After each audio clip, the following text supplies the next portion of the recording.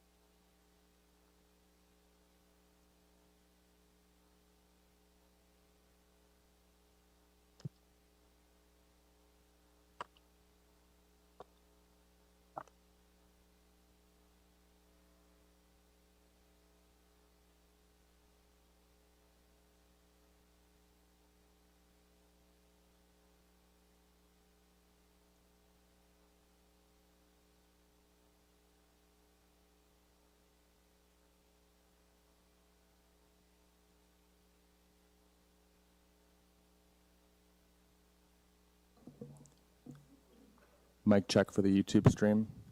Mic check for the YouTube stream.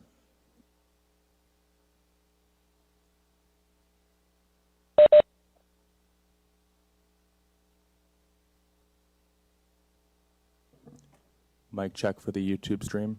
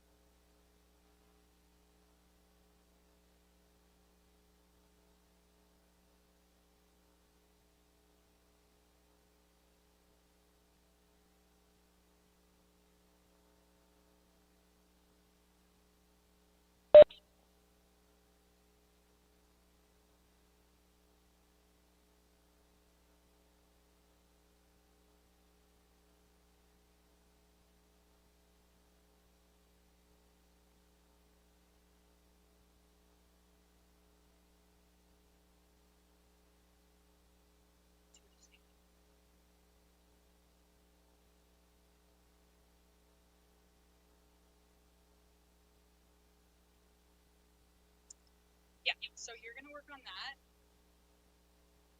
So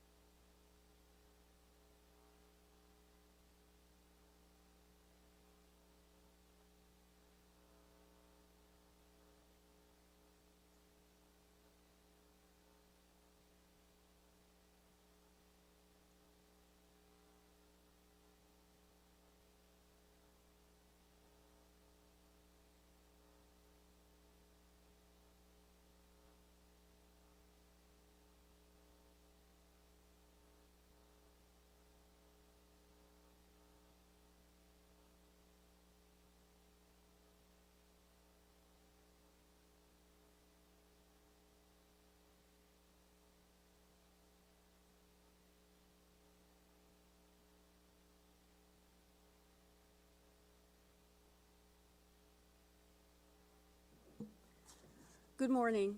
My name is Nancy Oman, and I will be chairing today's Scarborough Committee of Adjustment hearing. Panel members joining me today are Eric Howe, Asif Khan, Ann McCauley, and David Stinson. In accordance with Sections 45 and 53 of the Planning Act 1990 as amended, this meeting for the Committee of Adjustment of the City of Toronto is called to order. The Committee of Adjustment considers applications for variances from the provisions of the zoning that apply to the property, permission to extend or alter lawful nonconforming uses, and consent to sever property to create new lots. We acknowledge that the land we are meeting on is the traditional territory of many nations, including the Mississaugas of the Credit, the Anishinaabe, the Chippewa, the Haudenosaunee, and the Wendat peoples, and it is now home to many diverse First Nations, Inuit, and Métis peoples. We also acknowledge that Toronto is covered by Treaty 13 with the Mississaugas of the Credit and the Williams Treaty signed with multiple Mississaugas and Chippewa bands. Committee of Adjustment public hearings are conducted in a hybrid, in-person, and virtual format. Some applicants and participants will make their submissions in person, and others will participate virtually through WebEx, an online digital platform. The meetings are streamed on the Toronto City Planning YouTube channel, and anyone wishing to view the hearing can watch on YouTube. Those who chose to participate virtually and registered in advance will be connecting by video or audio, and all virtual participants will be automatically muted upon entry. When your item is called, you will be unmuted by the moderator, one person at a time. We ask that you mute your devices until you are called upon to speak. Those participating by video will be temporarily upgraded to panelist when their item is called, and during this time your camera will be enabled. You will only be visible during your allotted speaking time or to answer questions. At all other times your video will be disabled and you will be reinstated as an attendee. For both in-person and virtual participants, Committee of Adjustment staff will share presentations submitted in accordance with the written submission deadline. Those participating via WebEx are not allowed to use the share screen or any other panelist controls during a video appearance. The host will remove you from the panelist role if you fail to respect this instruction. People attending in person today who want to receive a copy of the committee's decision on an application must fill out a decision request card, and those participating virtually need to submit a written request for the decision by email. Please include your name, address, and email address because the Committee of Adjustment and the Toronto local appeal body known as TLAB will be sending notifications and appeal updates by email only. If you do not agree with the committee's decision, you may be able to appeal the decision to the Toronto local appeal body or in some limited circumstances to the Ontario Land Tribunal. However, the provincial government amended the Planning Act and generally removed rights of third parties to appeal Committee of Adjustment decisions. Only the applicant, the Minister of Municipal Affairs and Housing, specified persons, and public bodies, as those terms are defined in the Planning Act, are permitted to appeal decisions of the Committee of Adjustment. Appeal instructions are set out at the bottom of the committee's decision. I will call each item in the order listed on the agenda. Where an application is uncontested, the agent or applicant may proceed with their presentation if desired, and when the committee does not require a presentation, applicants are to advise the chair should they wish to speak to the committee. The committee may ask questions and/or take the matter into committee for a decision. Each speaker, including the applicant or agent, will be given a maximum of 5 minutes to address the committee, and I will comment when you are reaching the 5-minute mark. Any presentation or other supporting materials you wish to submit to the committee must have been emailed in advance of the hearing. Staff and committee members cannot accept materials at the hearing. When addressing the committee, please clearly state your name and address, and please remember to confine your remarks to the matters outlined in the application. The applicant or agent will proceed first and will make a presentation to the committee on the application. And please note that the committee may not entertain revisions to proposals at the hearing today. The committee may decide to defer the application if substantially revised to ensure that the revisions are accurate and that all those entitled to notice of the application are informed of the changes. Then individuals either in support or opposed to the application will be invited to speak. Generally, we first call on speakers in the hearing room and then those participating through WebEx. Committee members may ask questions of each speaker after they have finished their presentation. When all speakers are finished, the applicant or agent has an opportunity to rebut only those issues that were raised by the speakers. This will mark the end of the discussion. The application will then be taken into committee for a decision. All right. Panel members, I'm going to need a motion to confirm the minutes of the last meeting. Mr. Khan. Thank you, Madam Chair. I would like to move to adopt minutes of February 11, 2026 as circulated. Thank you. Do I have a seconder? Thank you, Chair. I'll second the motion. All right. I have a motion to approve the minutes, moved by Mr. Khan, seconded by Mr. Stinson. All in favor? That carries unanimously. Panel members and staff, does anyone have an interest to declare? Seeing none? Okay, Mr. Deputy Secretary, are there any files to be closed or deferred? Through the chair, there are no files to be closed. There are 5 deferral requests in the morning session. Okay, The first deferral request is item number 3, 1153 Kennedy Road. Defer at the request of the applicant to address concerns identified by community planning. all right. Is there anybody in the audience for 1153 Kennedy Road? Seeing none, do we have the agent on the line?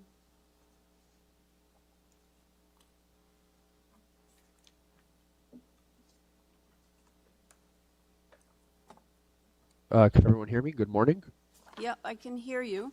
Oh, perfect. Good morning, Chair, members of the committee and Committee of Adjustment staff. My name is Andrew Palumbo of Ian Hall Planning Limited.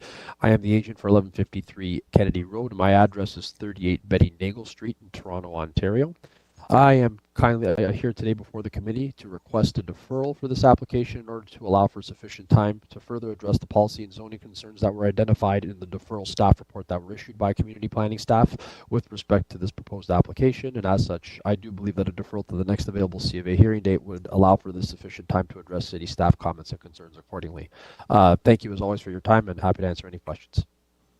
Okay, thank you, Mr. Palumbo. I don't believe we have any questions. So panel members, we're in committee. Let's vote on the deferral request. Mr. Howe. Thank you, Chair. Based on what I heard, I move approval of this deferral request so the applicant may speak with community planning further to address their concerns. Okay, do I have a seconder? Thank you, Chair. I'll second the motion. All right, I have a motion to defer, moved by Mr. Howe, seconded by Mr. Stinson, and this is for the agent to consult with planning and if he could be put back on the next available agenda when he's ready. Okay, all in favor? That carries unanimously. Thank you.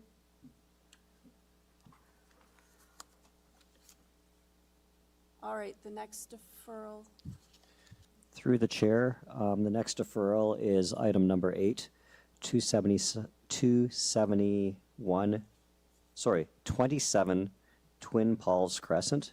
Deferral at the request of the applicant. I think it's 37. Sorry, my apologies. You are correct. Item 8, 37 Twin Falls Crescent. Deferral at the request of the applicant to attend to a personal matter. The applicant is not available today, but they have submitted the written deferral request, which is in your agenda package. Okay, thank you. Is there anybody here for 37 Twin Falls Crescent? Seeing none, and there's nobody online, so panel members, for the deferral, because of a personal matter, the agent can't make it here. Okay, Mr. Howe? Okay, Chair, I move deferral of this application to accommodate the applicant's personal matters to the next available committee meeting. Okay, Thank you, Chair. I'll second the motion. all right, motion to defer at the request of the applicant for a personal matter to the next available hearing, moved by Mr. Howe, seconded by Mr. Stinson. All in favor? That carries unanimously. All right, Mr. Deputy Secretary. The third deferral of the morning session is item number 9, 1.5 Birchmount Road.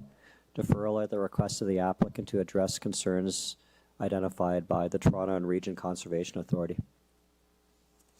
All right, is there anybody here for 1.5 Birchmount Road? Seeing none, and I do have people, do we have the speakers online, just to the staff? I'm showing 2 speakers. If you could just confirm that and. Can't hear you.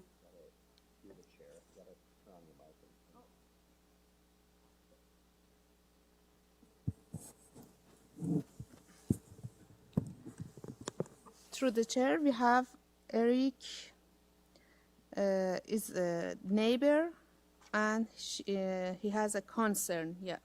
Okay, so that's the only one you have? You don't have the other one online? No. Yes. Okay, Another so, one, Josie. Okay. He's opposition neighbor. okay, can I also, could you put the agent on the line then, please? Just so we know what he's deferring for?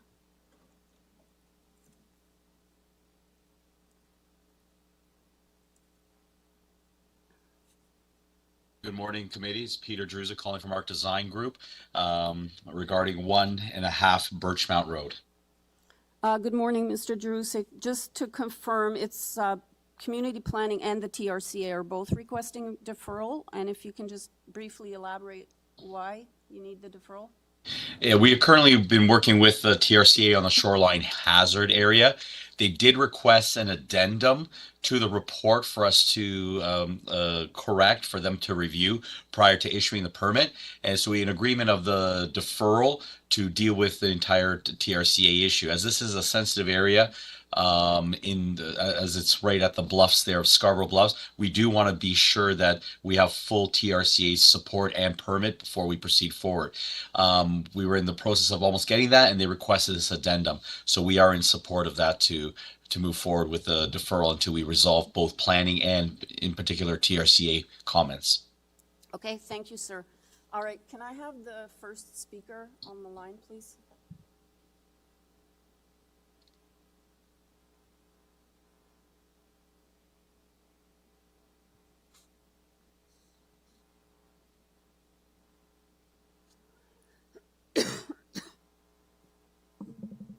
Josie is unmuted. Hi. Josie? Hello?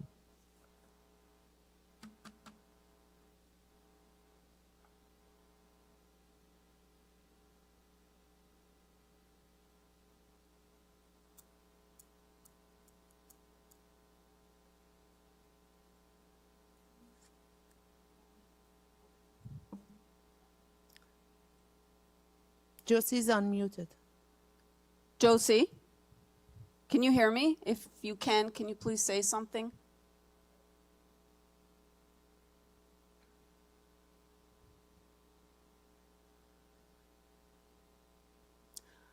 All right, can we go to the other one while you figure out why you can't get Josie on the line?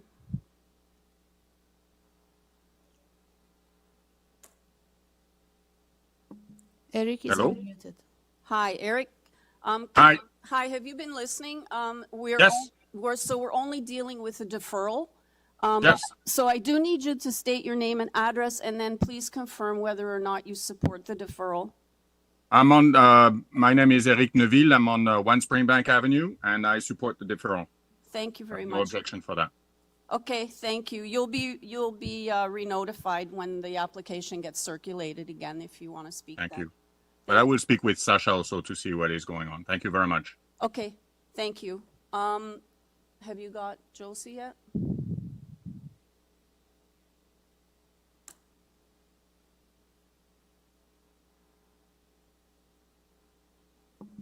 Josie is unmuted.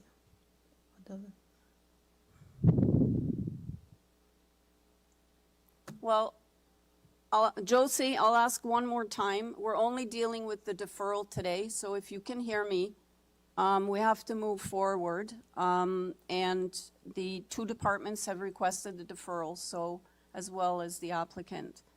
And the application will be recirculated, so you will see when it comes back to committee if you want to speak again. All right. So, panel members, we're going to vote on the deferral. And I just want to say before we vote, Mr. Jerusik, if you have a chance to just speak to the two neighbors, 7 Birchmount and 1 Springbank, before you come back, just maybe you can prevent any other issues from coming up when you come back. All right, panel members. Ms. McCauley. I recommend approval of a deferral to allow the applicant to consult with community planning and TRCA. Okay, do I have a seconder for that motion? Thank you, Chair. I'll second the motion. All right, I have a motion to defer the application so that at the request of the applicant, so he can consult with planning and TRCA, and hopefully also speak with the neighbors. Moved by Ms. McCauley, seconded by Mr. Stinson. All in favor? That carries unanimously. Thank you, everyone. Back to you, Mr. Deputy Secretary Treasurer. Through the chair, the fourth deferral of the morning session is item number 11, 34 BENDALE Boulevard. Deferral at the request of the applicant to address issues identified by community planning. Okay, is there anybody in the audience for 34 BENDALE Boulevard? Seeing none. I also don't show any speakers here for that item online. So do we have the agent?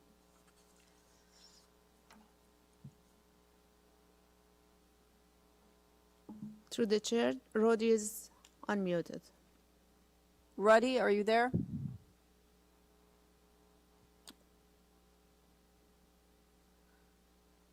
Mr. Tenorio?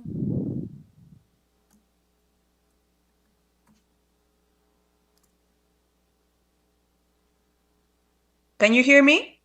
I can now. Can you just state your name and address for the record, and please let us know why you need a deferral? Yes, so my name is Shruti Tenorio. I'm working towards the property 34 Bendale Boulevard, Toronto. And the reason of the referral is because following recent communication with the community planning staff, it was identified that a replanting plan related to the tree protection permit is required as part of the review process. As this information was requested after the submission of the planning report, there has been insufficient time for the planning consultant to review and incorporate the replanting plan into an updated planning evaluation prior to the scheduled hearing date.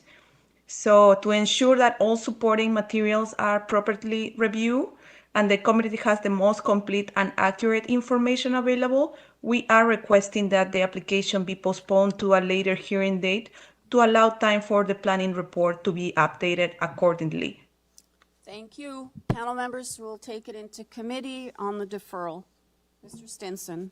Thank you, Chair. I move that this committee defer the application based on the request by the applicant and community planning's recommendation. Okay, do I have a seconder for this? Thank you, Chair. I'll second the motion. Okay, we have a motion to defer to the first available hearing by the applicant to deal with the tree protection plan issues as identified by staff. Moved by Mr. Stinson, seconded by Mr. Howe. All in favor? That carries unanimously. Thank you. Okay. Through the chair, the last deferral request for the morning session is item number 17, 133 ROCHMAN Boulevard. Deferral at the request of the applicant to address concerns identified by community planning. Okay, is there anybody in the audience for 133 ROCHMAN Boulevard? Are you the owners? Are you in opposition or?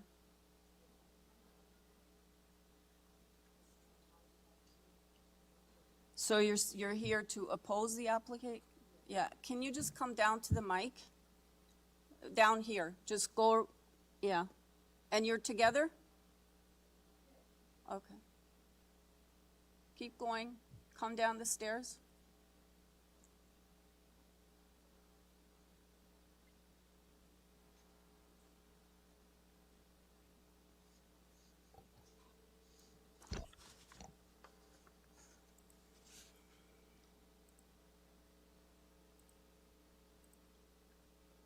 Thank you.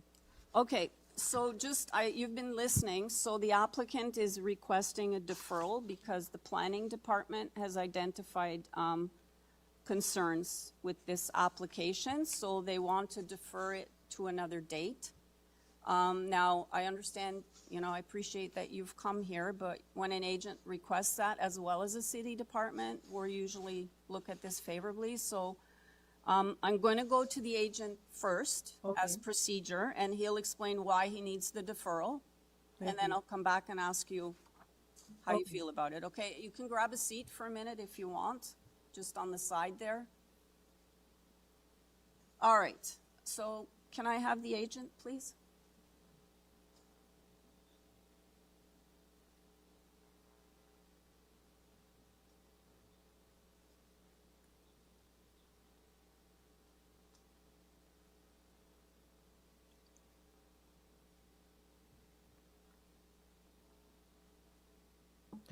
Through the chair, Alicia is unmuted. Ms. Monteith?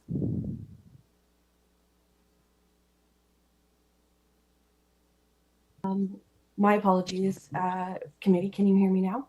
Yeah, can you speak up a bit, though? Yes, of course. So good morning, committee. My name is Alicia Monteith. I'm the agent on behalf of the application this morning. We are requesting deferral at this point in time. We're working with staff to resolve the comments that were provided by the community planning group, as well as in consideration of the comments that were provided by members of the community through that correspondence. So we're currently in the process of revising those materials, and we kindly ask committee to accept or approve this deferral request to allow us time to revise the materials and bring back an alternative application to committee. Okay, we do have a couple of people here, a couple that are in opposition. So I'm going to ask them if they, if they support the deferral. And then I would ask you if the deferral is granted, if you could have some contact with them while you're working everything out with planning as well to address any of the concerns they may have. Is that a yes or? Yes, yes, Madam Chair. Okay. Thank you. All right, thanks. Okay, folks, if you can come to the mic. Is it on? Is the red light on? Can you see? Yeah. Yep, okay. So first I need your name and address, and then I need to ask you if you support the deferral, and I've asked the agent to listen to where you live, and hopefully they will also speak to you to address concerns if the deferral is granted, okay? Okay. So go ahead, I need your name and address. My name is Dora McGuffey, and I live at 37 Scarborough Avenue in Scarborough, which is totally opposite 133. So you're directly across the street? Yeah, across. And I'm sorry, you said your name was Doris? Dora McGuffey. McGuffey, okay. All right, so do you support the deferral? Well,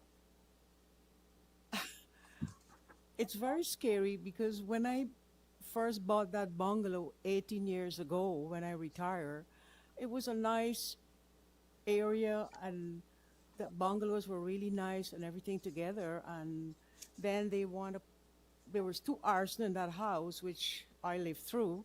The house was burned down, and now they want to put a 5-story, 3-story building with 2 other suites in that little space where that bungalow is supposed to be. So I find that very alarming, where a lot of seniors live in that area, and it's very scary for us that when we first go there and now these apartments are being built in this small space. Right. That is why we do oppose it, and there's a whole lot of people in that area fill out a whole form and they have opposed it too. Okay. So because we're not actually dealing with the application itself, only the deferral, I do understand your concerns. Planning does have issues with the massing and what they're proposing. And hopefully, as the agent has indicated, she will contact you during the time of their deferral and hopefully speak to you. But I do want you to understand that the city, as you've probably heard on the news multiple times, is wanting more housing. So bigger things are now, they can build as of right, just letting you know. I'm not saying this is the case here, but unfortunately, we'll all have to get used to changes. So Yeah, I understand that part with housing, but to me, it's very hazardous to build that huge building in that.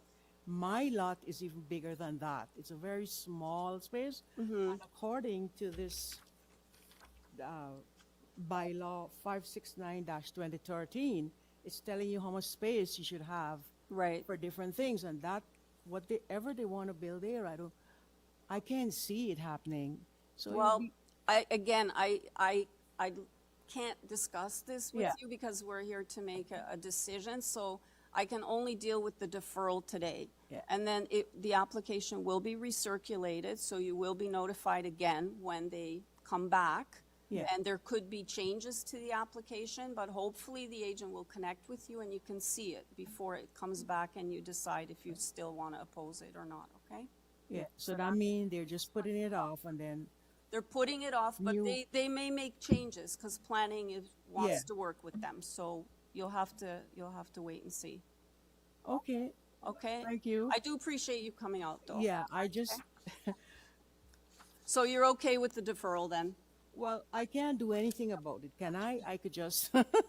Well, you can say no, but we can still, the panel can vote, it's I up would to us say, whether- if I'm regarding the deferral, if the city said, well, no, or I said no, I don't think that, if I said no, I don't think there would be any changes, right?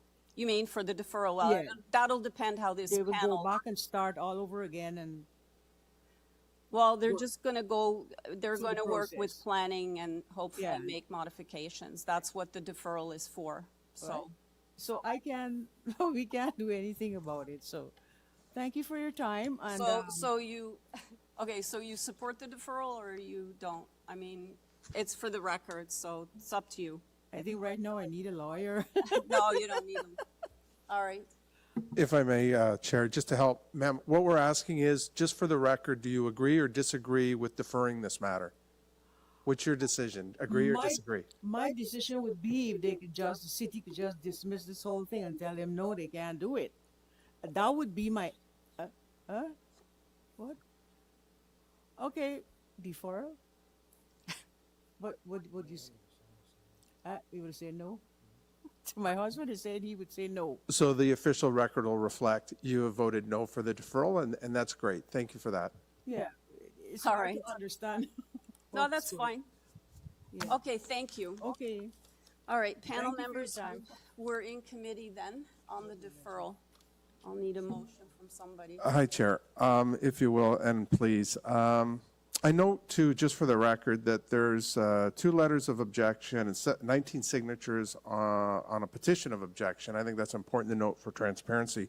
But having said that, and due to community planning and also the applicant, I move that this committee defer the application based on the applicant's request and community planning's recommendation. All right, do I have a seconder for that motion? Thank you, Chair. I'll second the motion. All right, we have a motion to defer the item at the request of the applicant to deal with community planning concerns, moved by Mr. Stinson, seconded by Mr. Howe. All in favor? That carries unanimously. Thank you. Okay. We're now going to go back to the beginning of the agenda. And we're going to start with item number 1, 460 Pharmacy Avenue.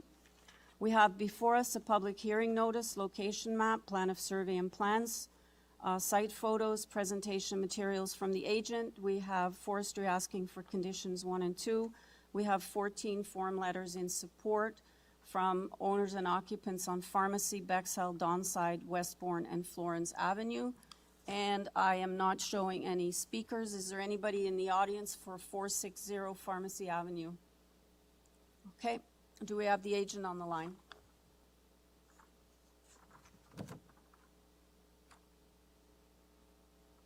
Okay, and while we're waiting, the purpose of the application is to demolish the existing garage. Chair and committee.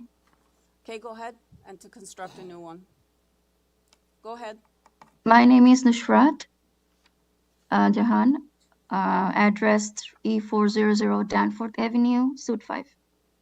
Thank you. Panel members, I don't believe we need a presentation on this. Anybody have any questions?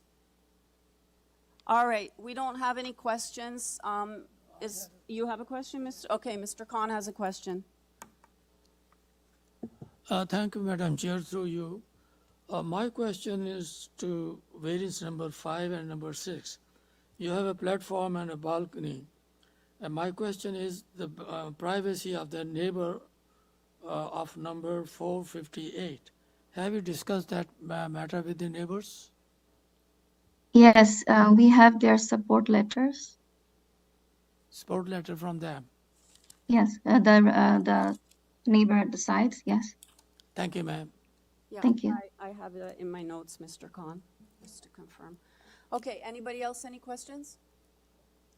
All right, do you have anything to add, Ms. Jahan? We're ready to make a decision on this. I have two things to add that we are almost at the end of the urban forestry review. The owner just have to pay the tree protection guarantee fees and some forms to sign. And I believe you have went through my presentation. I mean, we have complied with the major variances, which are building height, lot coverage, landscaping, and the variances are in front of you. In our opinion, the requested variances are minor, and it maintains the intent of zoning bylaw, official plan, and is an appropriate development. We did have some constraints because it's the corner lot and 460 Pharmacy Avenue, the frontage is at the Pharmacy Avenue. So therefore we had few corner lot conditions and additional front yard setbacks to maintain. Therefore, we are respectfully requesting the committee's approval. Thank you. Thank you. Okay, we're in committee, panel members. Mr. Howe. Thank you, Chair.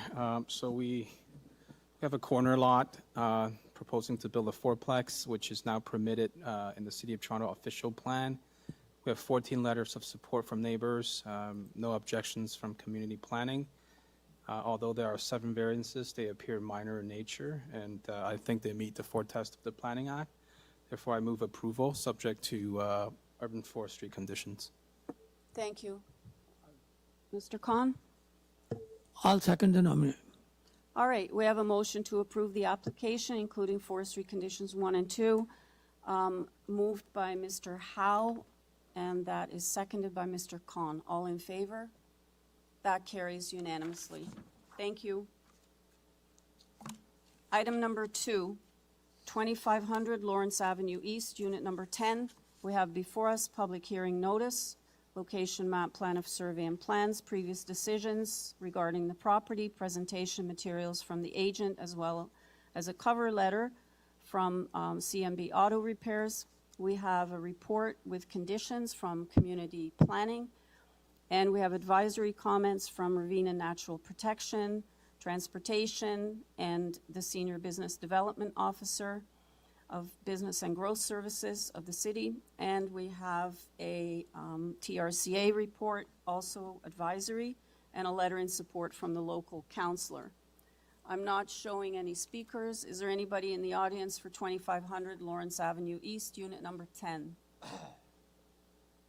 Okay, do we have the agent on the line?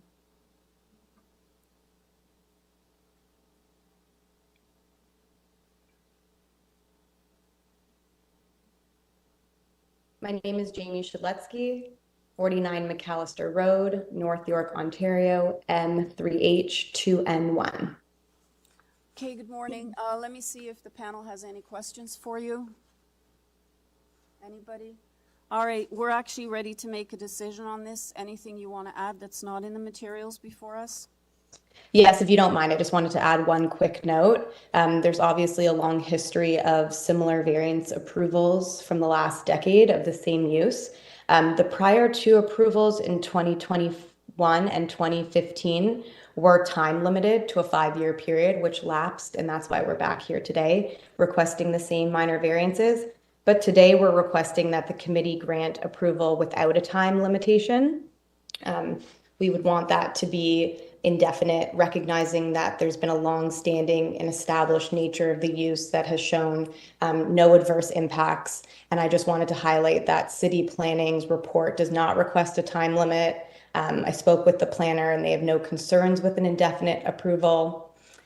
Same with the Economic Development and the Councillor's Office, and more importantly, Transportation Services, who amended their comments yesterday to support the approval without a time limit.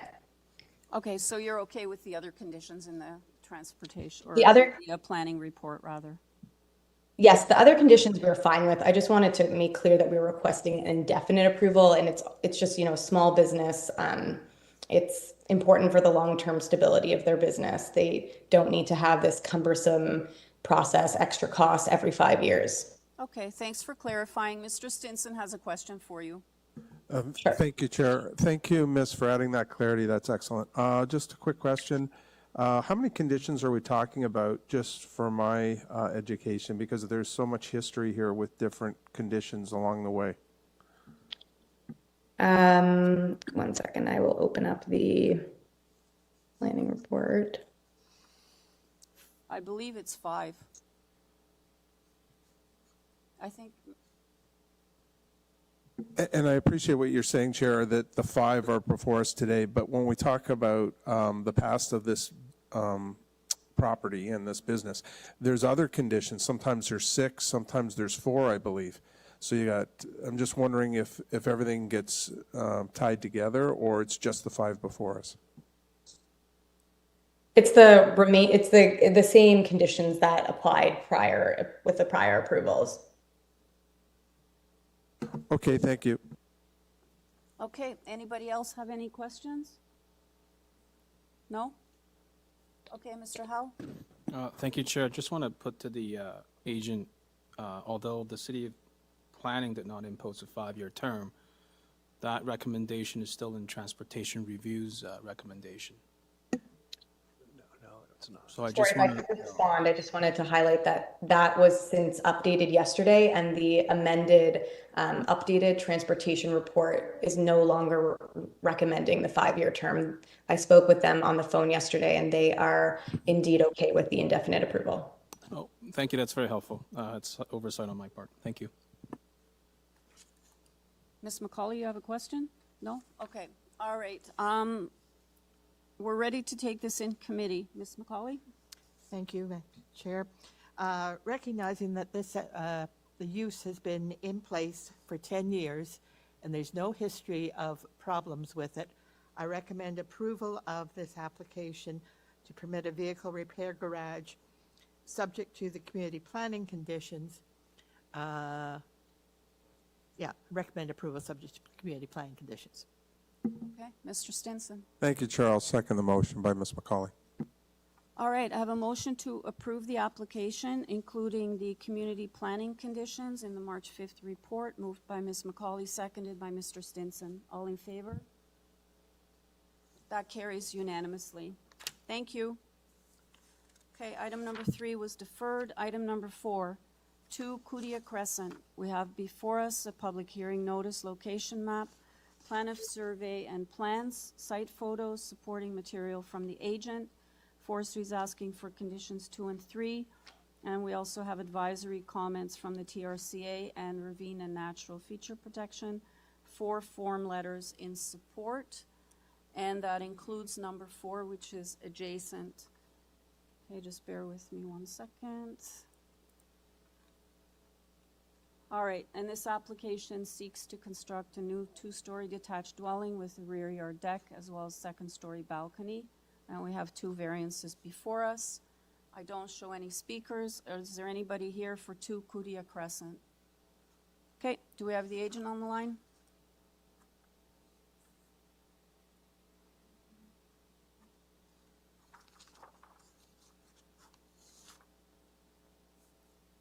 Can you hear us? Yep. Hello? Hi, Mr. Sprague. Oh, yes, hi. Yes, my name's Tom Sprague, Sprague and Company Architects, and our address here in Toronto is 156 Duncan Mill Road. I'd just like to give a very brief overview to this particular application. The owner has lived in their house for many years and now would like to replace it with a new home and like to locate it very close to the existing footprint of where the house is presently right now. The property is very unique because it's at the end of a cul-de-sac and it's a very deep property. It actually goes 114 meters deep, which goes down into a park that overlooks Lake Ontario. So there's no development behind. I wrote this with respect to the variance on the depth. I did write this explanation, and there was a site plan I'd put with this letter. If you scroll down a bit there, which shows we'll keep going. But yeah, it just shows that one of the requirements in the is that in the City of Toronto bylaw is that the front yard or where the depth starts is no closer than the average of both houses on each side. And in that context, we've actually met that requirement of the general bylaw. However, there's an exception in this case where there's an exception where the depth starts from 9 meters. And as can be seen, I think there's another drawing where I highlighted that where the 9 meters would be at the front. Maybe roll back a bit. There we go. That's a good one. So if we had to push it up to that 9 meters, it would be way out in front of the other houses. And we'd also have to take out a mature tree there at the front.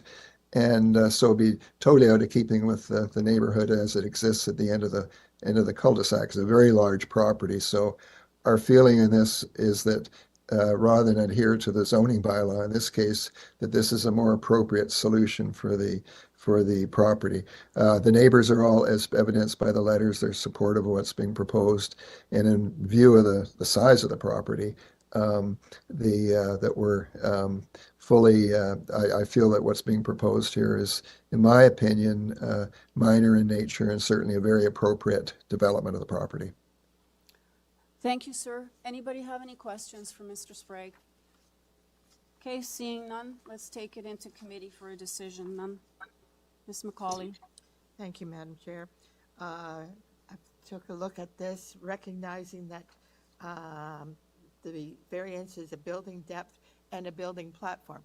It's looking at the size of the property. Certainly it's a large platform, but I don't think there is any issue of overlook or privacy. Therefore, I would recommend approval of this application. Note that TRCA is requiring a permit and there is an urban forestry condition. Okay, thank you. Do I have a seconder? Mr. Howe? Thank you, Chair. I'll second the motion. All right, we have a motion to approve the application, including forestry conditions number 2 and 3, because it's felt that it's appropriate development for the site. Moved by Ms. McCauley, seconded by Ms.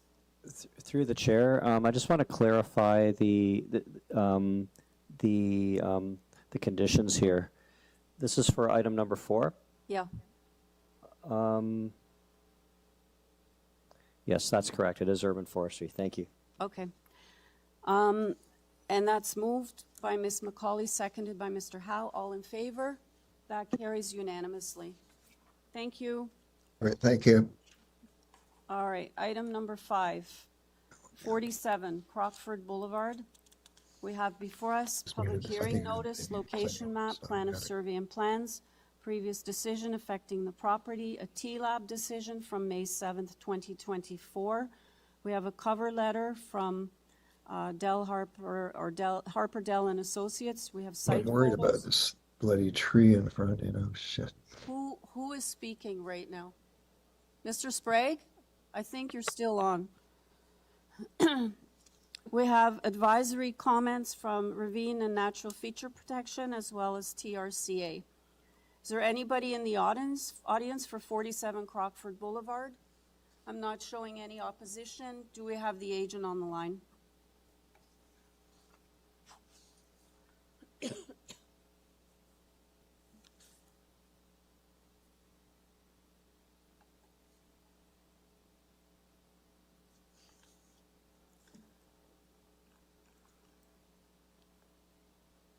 Okay. While we're waiting, we have two variances before us. And this is to alter the existing building by adding a loading dock at the rear for the marijuana production facility on the site. And the one-story vehicle repair shop will remain unchanged. Hi, good morning. Can you Hi. hear me all right? Yep, go ahead. Thank you, Madam Chair. My name is Nicholas Dell, Harper Dell and Associates. My office is located at 1370 Ontario Street in Mississauga, and we're here before you today for a vertical clearance height variance for a loading space in the rear of the subject property. If I could ask staff to pull up the site plan, please. Panel members, do you, just before you go ahead, do we need? Oh, certainly. Yeah, do we need a full presentation? We actually don't need a full presentation. There might be some questions, though. I'm not sure. Anybody? Oh, sure. Madam Yeah. Chair, thank you. Yeah, Yes. Ms. McCauley has a question. Go ahead.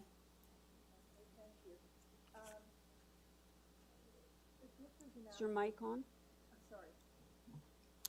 This is an application that was before us to permit the marijuana facility back in 2023. And at that time, the committee recommended refusal. I was one of the members on that committee and recommended refusal. Our concern was not in the marijuana facility per se, but the fact that it's next door to an open space. There seemed to be no rear yard fencing, and our concern was access to the facility. So as you will see in the variance, the committee, it was turned down unanimously because the applicant at that time was not able to convince us that it would be safely provided. I see that you have gone to the OMB, not to the OMB, you went to TLAB, and they approved it. No one talked about access from the open space zone or any fencing around the facility. So the facility is permitted. Question to you, sir, is it in operation? Thank you for your comments. And I note there's only one question mentioned to me there, so I will just answer what you've asked me. But I am available to expand in greater length at any point, Madam Chair, through you.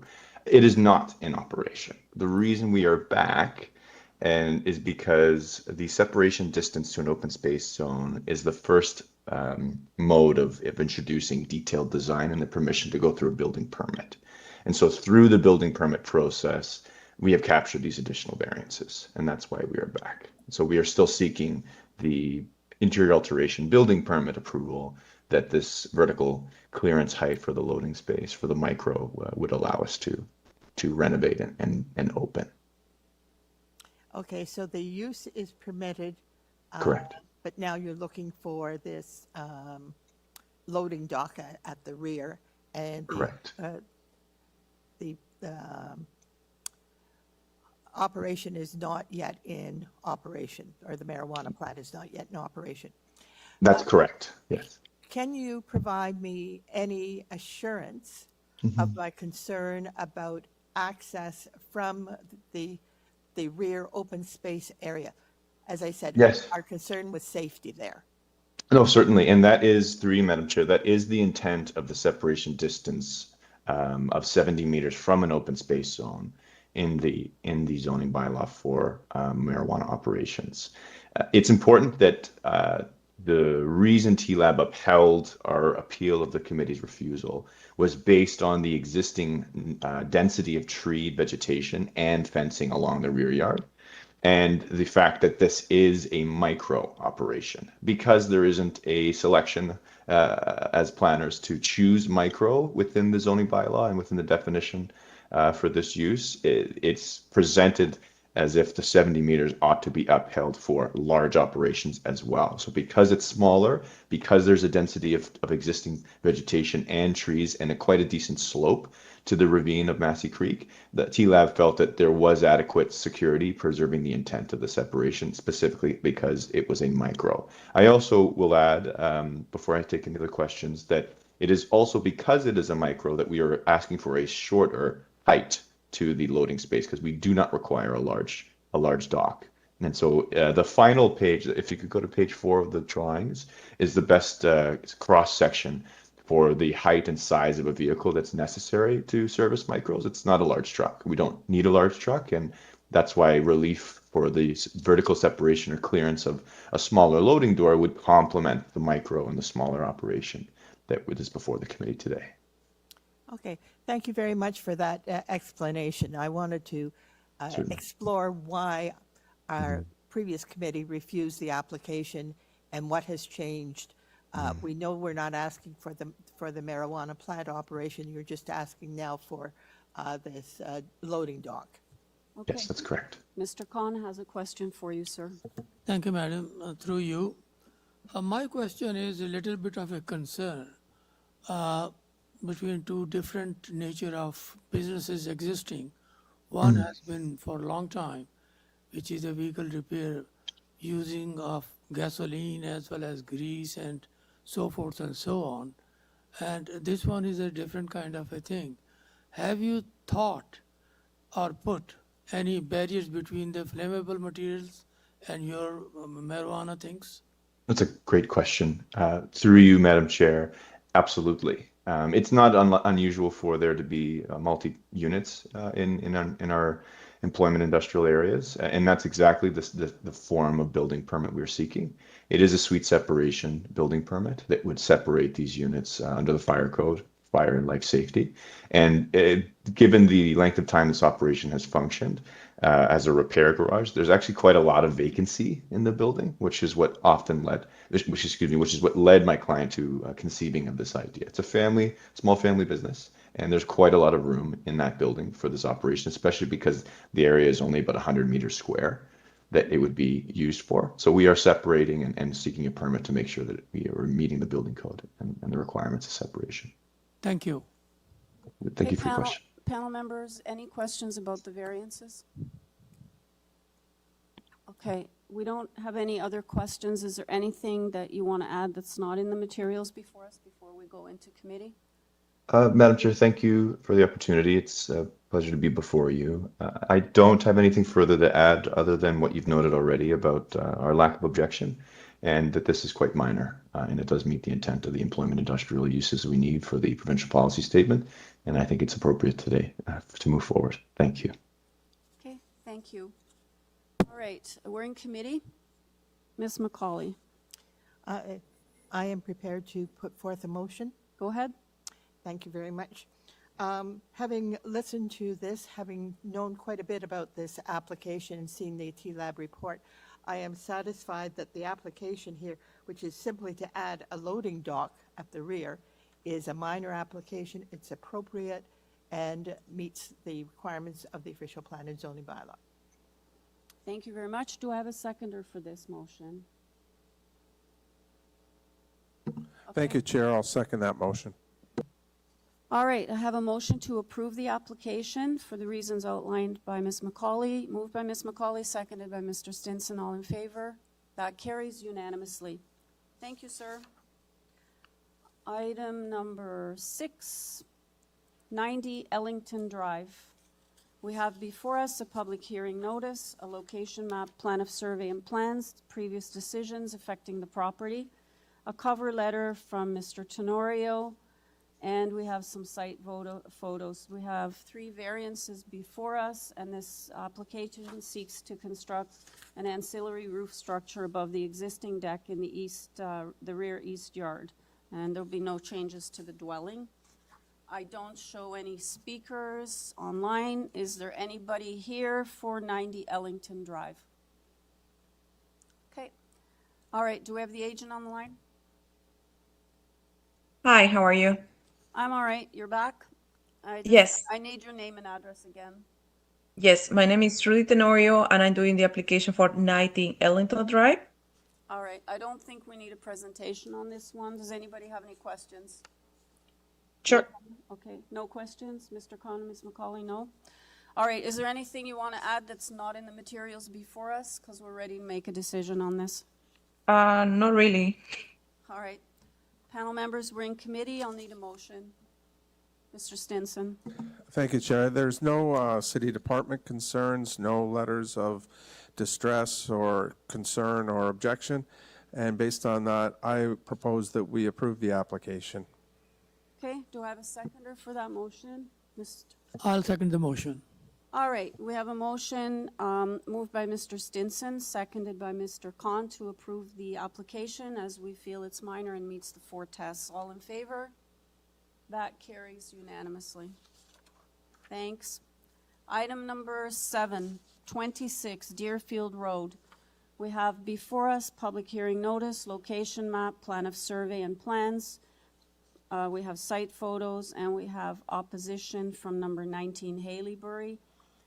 This application seeks to alter the detached dwelling by demolishing the existing attached garage and constructing a new attached garage. And we have 2 variances before us. I am showing no speakers online. Is there anybody in the audience for 26 Deerfield Road? Okay, do we have the agent on the line?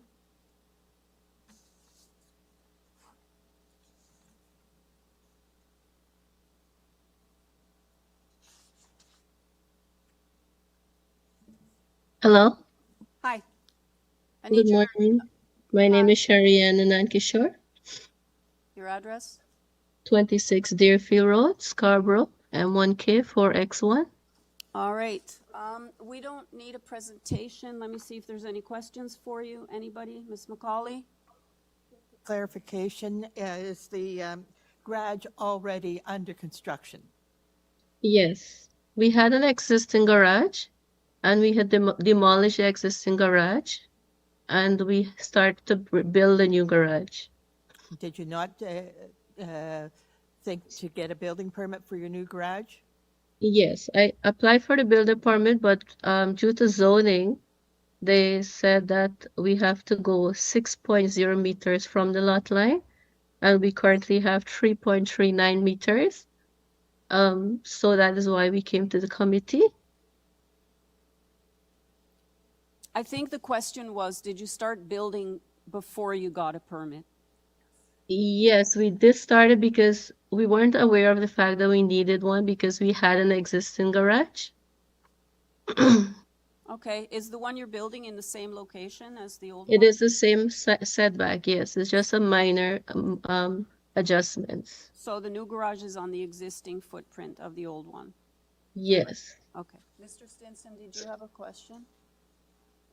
I had 2. One was answered. Thanks, Ms. McCauley. Thank you, Chair. The other one I have is the east yard setback. Instead of the required 1.2 meters, am I correct in reading that you're asking for 0.37 meters? Yes, it's according to the drawings, yes. And in the old-fashioned days, we'd call that 3.9 feet to now you want 1 foot 2 inches. Okay, thank you. You're welcome. Any other questions, panel members? Okay, ma'am, is there anything you want to add before we make a decision on this? It's just the fact that we had an existing garage before, and we have a lot of space, and the garage is not in any closer to any neighbors, and we will be happy if the application can be granted to continue with our project. Thank you. Okay, we're in committee, panel members. Mr. Stinson. Yeah, I'm going to make a comment. I'm not overly concerned about the application. I will note there's a Richard Power who received a letter of objection, but he doesn't live beside the applicant or on the same street. And he doesn't make any reference to 4 test elements. So if no one else objects, I'd put forth a motion to approve this application. Okay, Mr. Khan. I'll second the motion. All right, we have a motion before us, moved by Mr. Stinson, seconded by Mr. Khan, as it's felt that this application meets the 4 tests, to approve the application. All in favor? That carries unanimously. Your application's approved, ma'am. Item number 8 was deferred. Number 9 was deferred. We are now going to item number 10. Just bear with me a second here. All right, item number 10, 125 Montezuma Trail. We have before us a public hearing notice, location map, plan of survey, and plans. We have a red line public hearing notice, which is a revised public hearing notice, making an amendment to change variance number 7 to 7.0 meters. A cover letter from Weston Consulting. We have an arborist report from Sholin and Company, and an advisory report from Community Planning. And we have 8 variances before us. I'm not showing any speakers. Is there anybody in the audience for 127 Montezuma Trail? You're the applicant? Okay, come on down. Okay, there's nobody online then for this application, is that correct? Just to make sure.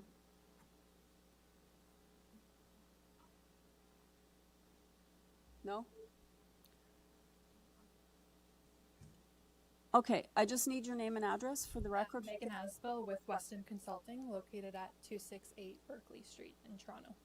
Okay, I don't think we need a presentation. All right, is there any questions for the agent? Anybody?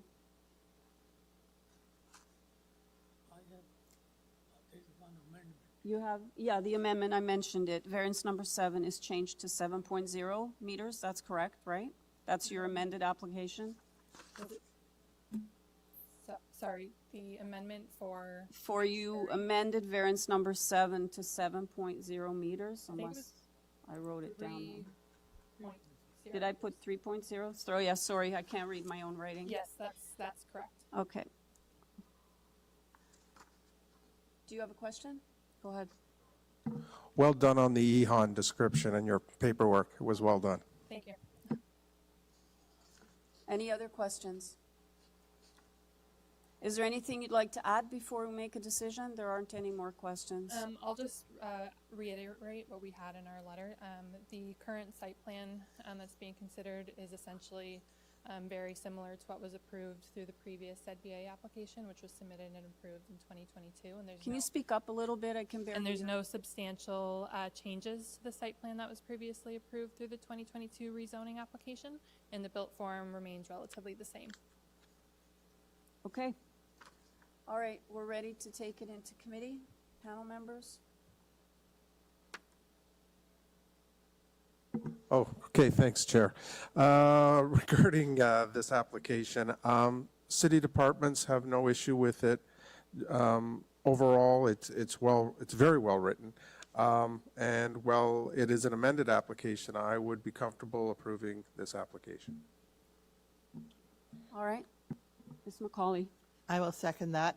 And I will also second the comments from my colleague about the well-written report. It's a new policy to us that has just come in September, and so we too are learning about it. So thank you very much for that well-written report. Welcome. Thank you. Okay, so you're seconding the motion then? Seconding the motion. All right, so I have a motion to approve the application as it's felt by Mr. Stinson, that it meets the 4 tests, and seconded by Ms. McCauley. All in favor? That carries unanimously. Thanks. Thank you. Item number 11 was deferred, and item number 12, 11 Robertsfield Crescent, or 12 rather, 11 Robertsfield Crescent. Okay, we have before us a public hearing notice, location map, plan of survey and plans, previous decisions affecting the property. We have site photos, an arborist report prepared by Tree Doctors, Inc. We have a 12 signature petition in support. And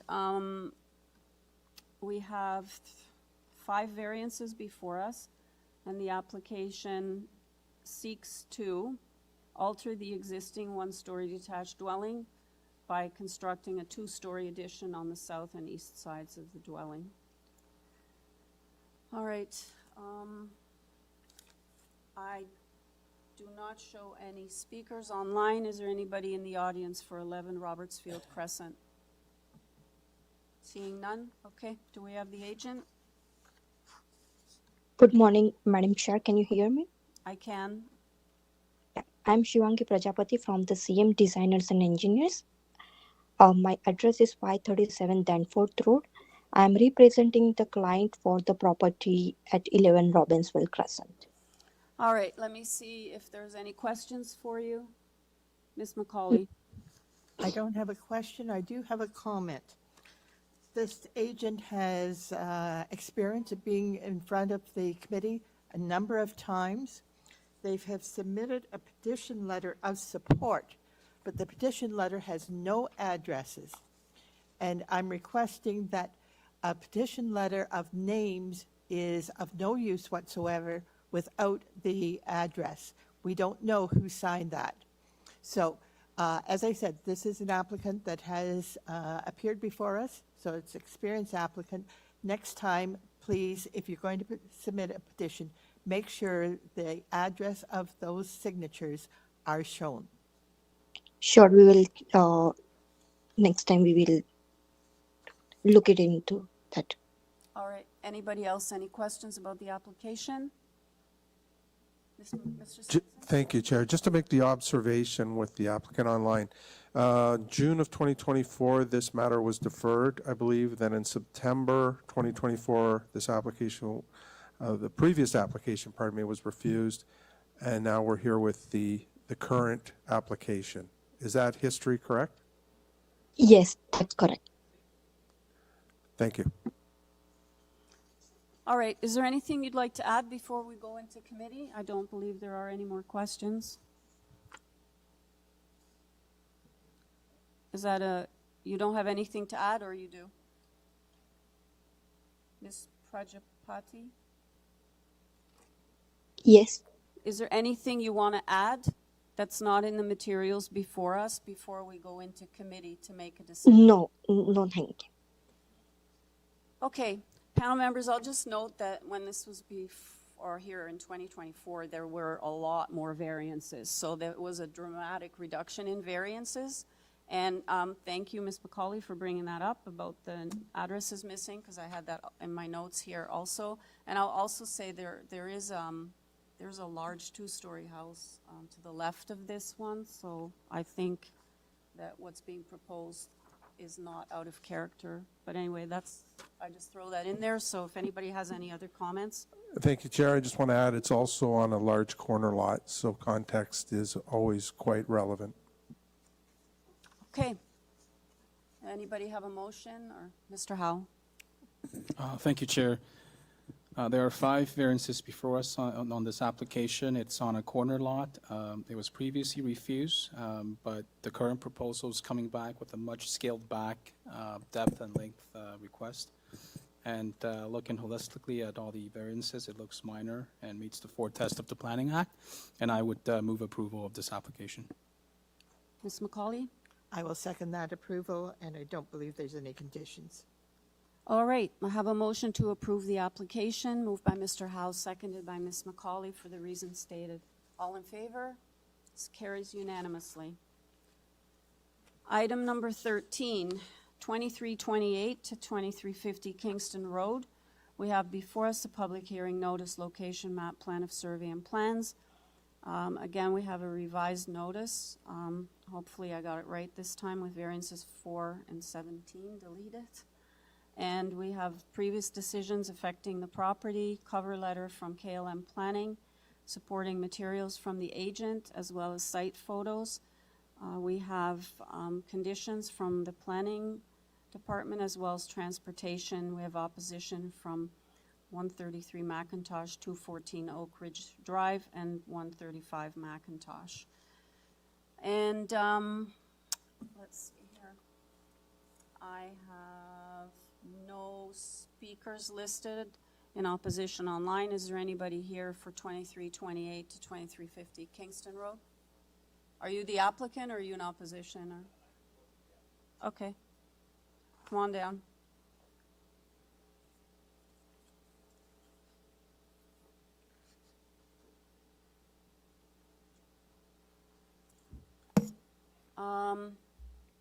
Okay, just want to, as per my notes, and you may touch on this, but based on the cover letter that you sent in, a lot of these variances were previously approved, right? So number 2, 6, 7, 8, 12, 13, 14, and 18 is what I have written down. Correct. Okay, can I just have your name for the record? Sure. My name is Ryan DeBerg. And your address for the... So our office address is 2229 Kingston Road. Okay, the other people listed here, are they just as backup in case you... KLM Planning is on the line, Okay. Rob from KLM, so if there's any specific planning questions, I'm sure he could help jump in. Okay, let me see if we need a presentation or not. Panel members, do you need a full presentation on this one? No? Okay. I have some notes prepared. Brief so- presentation for Mr. Khan. Go ahead. Sounds good, sounds good. Okay, can you guys start? Yeah, okay, great. The Thank you, clock's- Madam Chair, and good morning, community members. My name is Ryan DeBerg, and I am a development manager at LCH Developments working on the Cliffside project.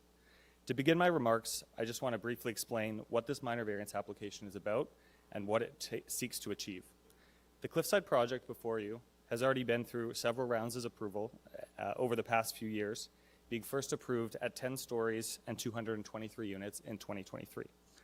This application is not about changing the overall building, but about refining it so that we can move forward to construction in its best form yet. The variants we're seeking for this final round of approval are mainly technical in nature, but they allow us to incorporate feedback from the community and transition the project from a condo to a purpose-built rental building. As part of the changes, we've added additional retail space on Kingston Road, increased the amount of parking provided, and redesigned many of the units to be larger and more functional. The additional floor area, one of the variances before you today, comes from reworking some of the balconies and double height spaces within the already approved building envelope. Demolition and early site prep activities are finally underway, and key construction permits for geothermal drilling, shoring, and excavation are in place. Approval of this application today will allow us to move directly into the next phase of construction. With that context, I just want to briefly share my own connection to the project. I moved to Toronto when I was 17 from a small town in southern Ontario called Kingsville. I originally came here to study film, but after arriving in the city, I became fascinated with how much construction was going on and how much this was changing the face of Toronto. That curiosity would eventually turn into a passion for city building and a drive to design and build nice-looking buildings that would improve neighborhoods.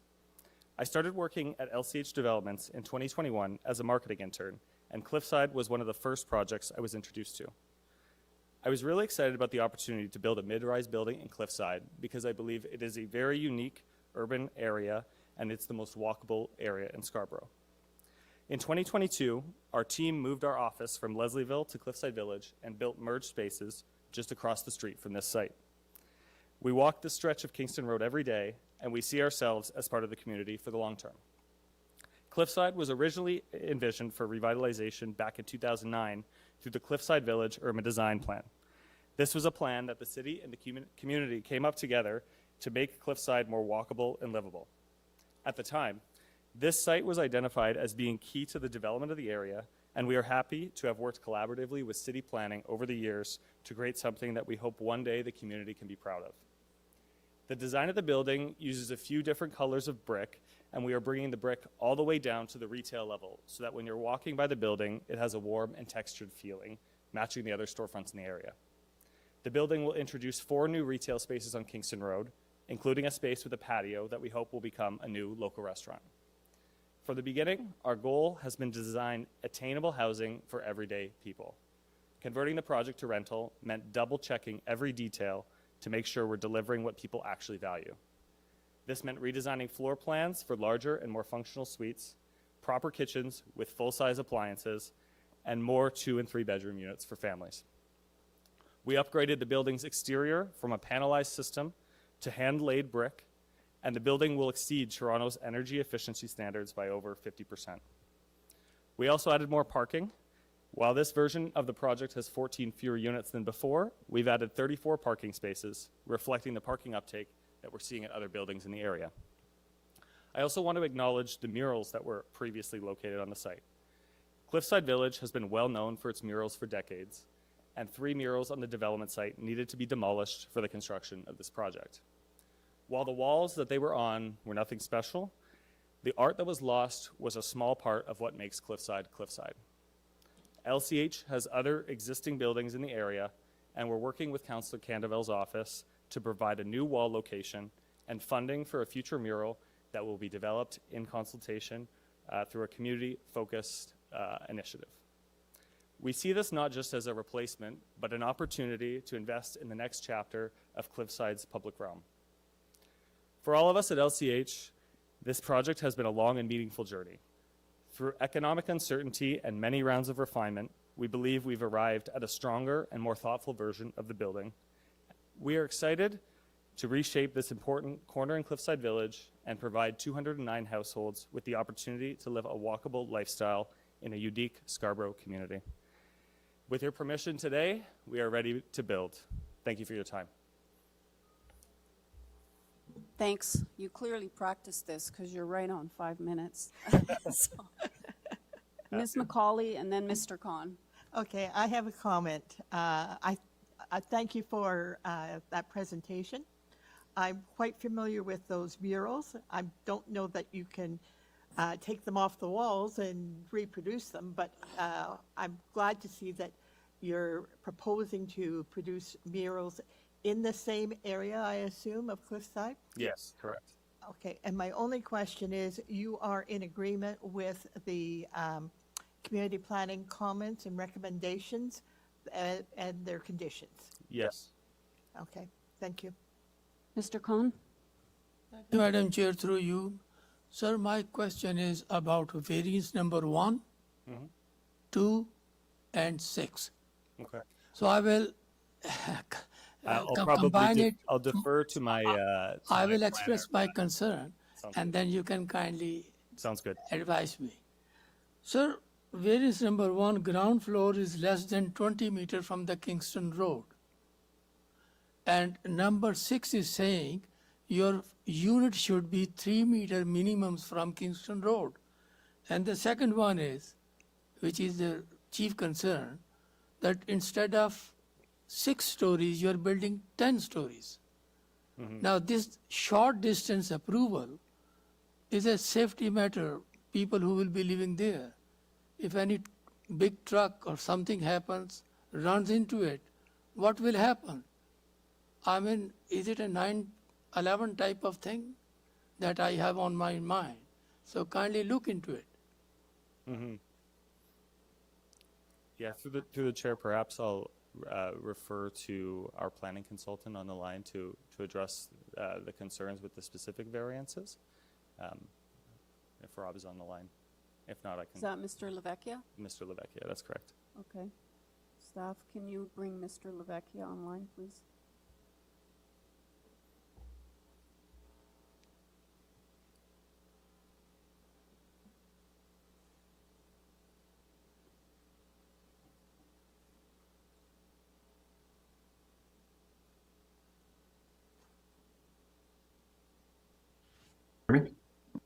Yeah, can you just identify yourself for the record? My name is Rob Lavecchia with KLM Planning Partners, who represents the applicant. Our office address is 64 Jardine Drive in Concord, Ontario. I'm assuming you heard Mr. Khan's question.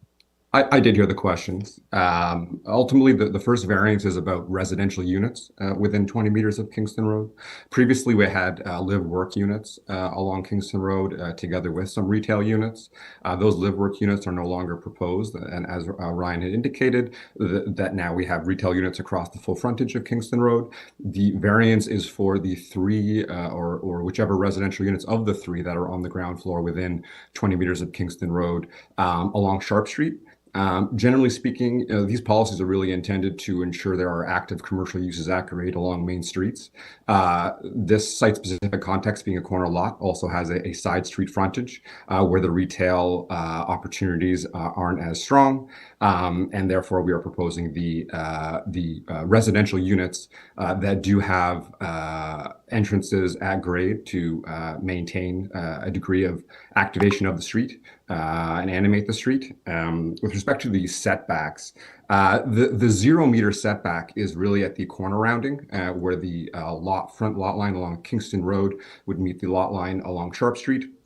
And where that corner of the building meets the corner rounding, it is 0. However, the setback along Kingston Road, I believe, is 2 meters, slightly greater. Some of the setback variants as well are also a function of the consolidated parcel having a front lot line that is technically Sharp Street and a rear lot line that is technically along the mid-block. And so when we consolidate the block and when we choose to have Kingston Road as our front lot line, it has the impact of having those variances being what they are.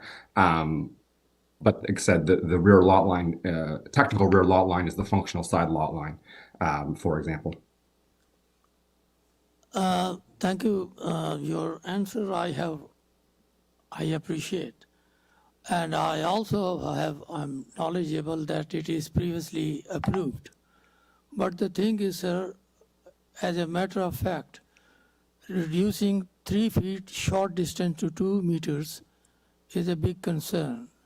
But anyhow, it was previously approved, and I'm a little bit bound by that. Thank you for your explanation. Thanks. Okay, anybody else have any questions? Okay, let's take it into committee for a decision then. Mr. Stin? No? Mr. Stinson? Thank you, Chair. With regards to this application, just for transparency's sake, I will say that there was a letter of concern by Hillary Shackleton and 2 letters of objection, one from Tanya Backish and one from Mike. There was no last name. I've reviewed those letters. I'm sure the rest of the committee has, and we've taken them into consideration too for their issues. I'd look to this committee to remind them that no city departments, which we heavily rely on for their expertise, have any opposition to this. Notwithstanding what Mr. Khan said, it's a concern of the 1 setback. And I also note that with respect to variance number 14, that as far as I understand, the applicant will concede and follow. So I would have no problems recommending approval of this application. Okay, do I have a seconder? Okay, Ms. McCauley?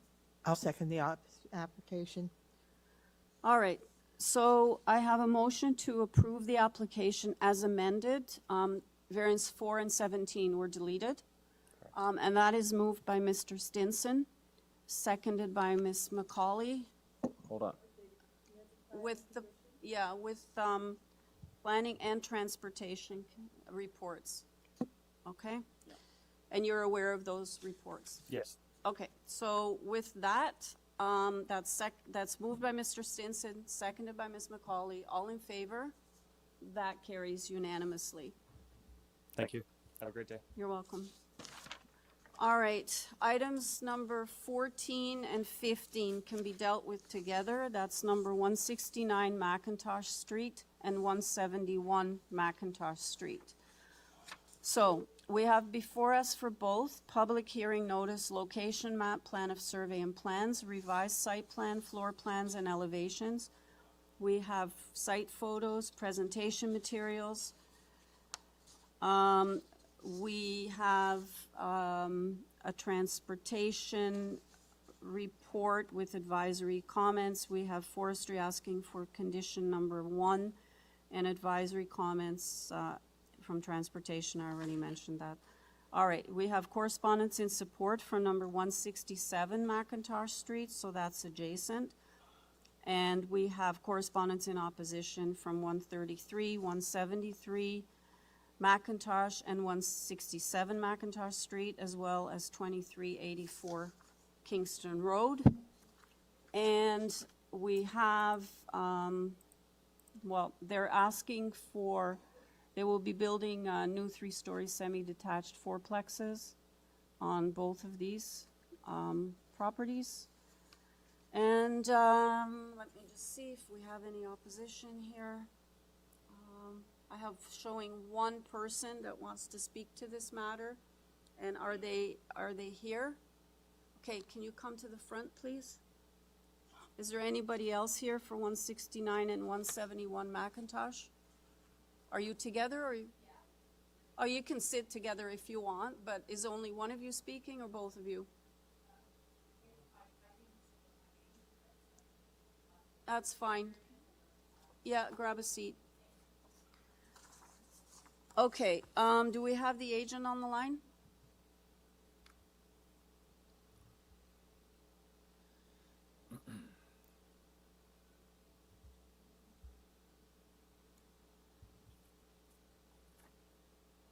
Do you have anybody else online that, other than the agent? The agent is not online. It's not online. Do you have any other speakers other than the agent for this online? No. No? we don't Okay. have- no. Well, I'm sorry, folks, I have to hold this down for a minute because the agent is not on the line. So I'm sorry, I'm going to move on and hopefully they can get the agent on the line. Okay. All right, so maybe just go back up. I don't.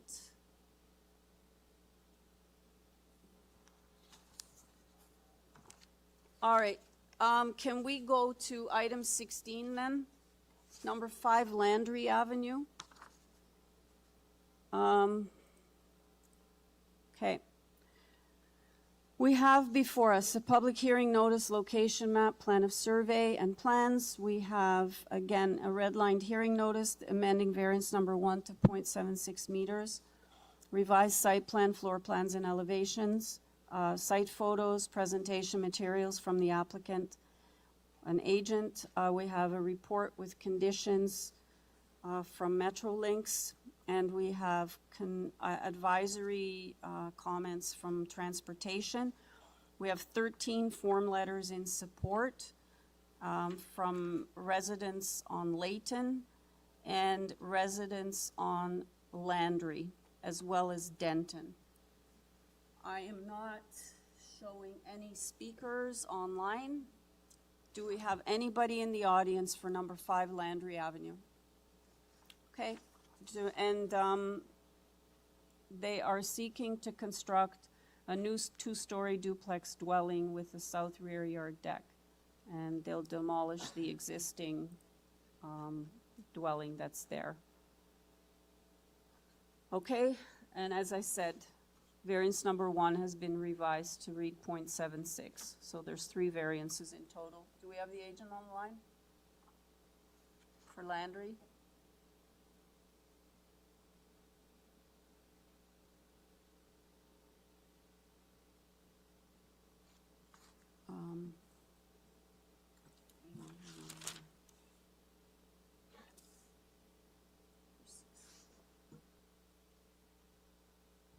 Through the chair, Nusrat, you've been unmuted.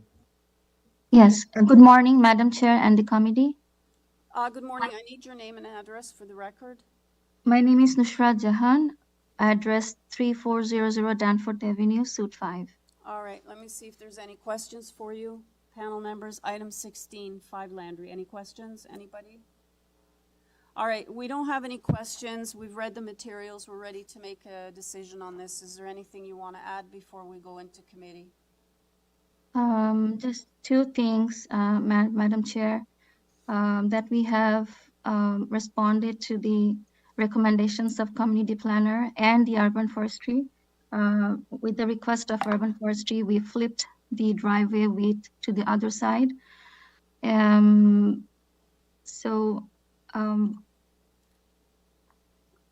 Sorry, 1 second. Yeah, we also are aware of the Metrolinx conditions. We will comply with that. And we tried our best to maintain the neighborhood compatibility. And we also have supports from local residents. After the due date to submit presentation and supportive materials, we also received the support from 7 Landry, the next neighbor to 5 Landry. Thank you so much for your time, and we are respectfully requesting requesting the committee to approve the minor variances. Thank you for your consideration. All right, thank you. We're in committee, panel members. I'll need a motion. Mr. Khan. Thank you, Madam Chair. Through you, I would like to move that we have 3 variances in front of us. Number 1 has been revised from 0.62 to 0.76 meters. And we have also transportation services okaying variance number 3 in their letter of March 3, 2026. So these are minor variances. I would like to move this application be approved All right, do I have a second? as amended. As amended. Thank you, Chair. I'll second the motion. Hang on, okay, go ahead. Through the chair, there are Metrolinx conditions. Yeah, he said that. Okay, I thought you said Metrolinx conditions, yeah, I thought he. my apologies. It's okay. All right, so I have a motion to approve the application, including the Metrolinx conditions as amended with variance number 1 now reading 0.76, moved by Mr. Khan, seconded by Mr. Stinson. All in favor? That carries unanimously. Thank you very much. Okay. Did you get? Yes, okay. We're going back to items 14 and 15.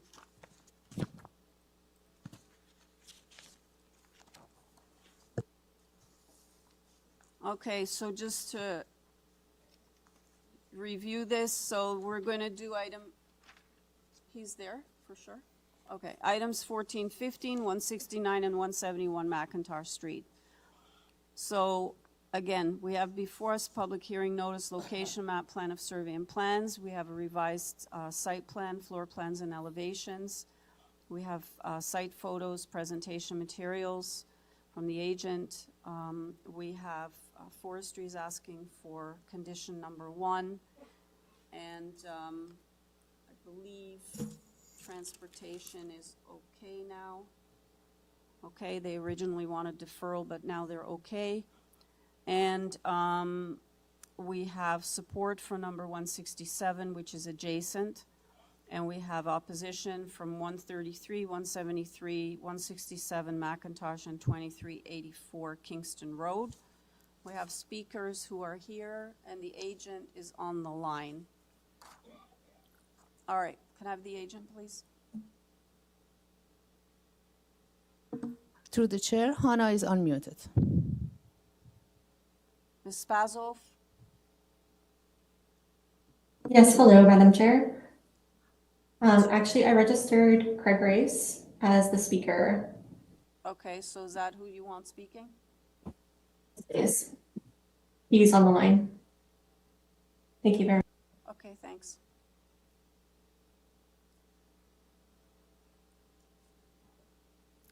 Hello, can you hear me? Yeah, so I just need your name and address for the record. I have 2 speakers here. And if you can do a brief presentation, please, no more than 5 minutes. Certainly, and if staff could please pull up our supporting Sir, you material. can grab a seat, or you can hang on a second. You can stand if you want, but he's going to do a brief presentation first, okay? All right, Mr. Rice, go ahead. Thank you, Madam Chair. Craig Race, 100 Lombard Street. Apologies for the confusion as well. I was here. It just must have been a mix-up in the WebEx. The application before you is for 2 semi-detached houseplexes. If staff could go to the next page, please. The site is located backing onto a laneway that it shares with Kingston Road, just west of Midland, just south of the Scarborough GO station. If you go to the next page, please, this is a typology of semi-detached houseplexes that is becoming prevalent in the city of Toronto. However, we're in an unusual zone category of an RD zone that only allows for detached houseplexes. Across the street is an RS zone where these would be permitted, and behind us is commercial zoning where mid-rise buildings are permitted. If you go to the next page, please. The site plan indicates our proposed application. There are essentially 2 groupings of variances we're seeking. One is to have front yard driveways that access legal parking spaces. This is a prevalent condition for the existing lot and the street in general, which I'll speak more to, and then also to make the houseplexes semi-detached. If you go to the next page, this diagram really illustrates the difference between what the bylaws permit and what we're seeking. The image on the left would be 2 fully as of right detached fourplexes. What we are seeking to do is conjoin them with a party wall and create very large exterior side yard setbacks. The required side yard setback from the exterior neighbors would only be 0.45 meters. We're proposing to increase that to 2.9 and have driveways as well as conjoining the buildings. If you go to the next page, please, we also did a study to see what the prevalence of front yard parking is.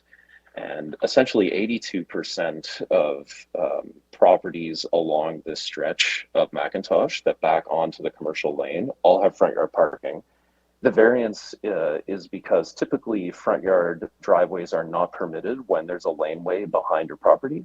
However, the fact that this laneway is commercial in nature has led to a prevalence of front driveways that lend themselves to a more residential character. Go to the next page. The owner has done some neighbor outreach, and as similarly, we've reached out to community planning and other city staff departments, as well as the councilor's office, none of whom are in opposition.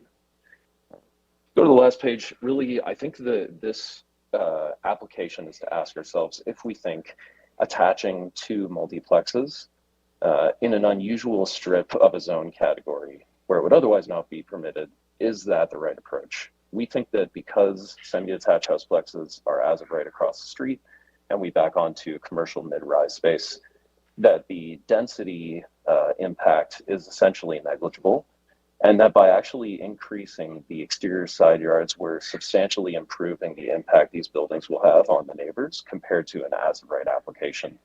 As after all, if this application is not approved, the buildings would become detached with a central driveway, which I'm sure all would agree is a substantially worse condition than we're proposing. Thank you, Madam Chair. Thank you. Panel members, can you hold any questions till we hear from the opposition? All right, folks, you're up. Good morning, and thank you for the opportunity to speak today. Can you pull the mic a bit closer? Sorry? Can you bring, the mic closer? Okay. You can pull it if it makes it easier. And so I need you to start with your name and address first. Okay. My name is Pierre Collin, and I am the owner of 173 McINTOSH Street, immediately north of 171. To begin, I admit I have an emotional investment in this matter because of the personal impact on me and my neighbors. I trust that you have read the letters submitted and hope that you have familiarized yourselves with our concerns and the actual geographical area of the neighborhood. This is important when considering the request for variances because while someone may consider the variance is minor, that may be only in numbers, not in impact. The impact is significant to the immediate neighborhood. As noted in the examiner's report, the zoning bylaw does not permit semi-detached house plexes in our area. Out of concern for preserving the actual neighborhood / community, feeling we support this bylaw and ask that a variance not be approved. As outlined in our letters, the impact of permitting this zoning variance will be significant to privacy, sunlight, parking, and waste storage. We already have challenges in our area with parking as per Hillary's, Jim, and Sherry's letters to you, and unlicensed multi-tenanted houses that have caused concerns. We note that the applicant's argument, as shared in person to me, to support this request is that the city wants these buildings. We argue that the new buildings completed and under construction on Kingston Road, a mere 400 meters away in both directions, will provide significantly increased housing. It will not be located on family residential streets.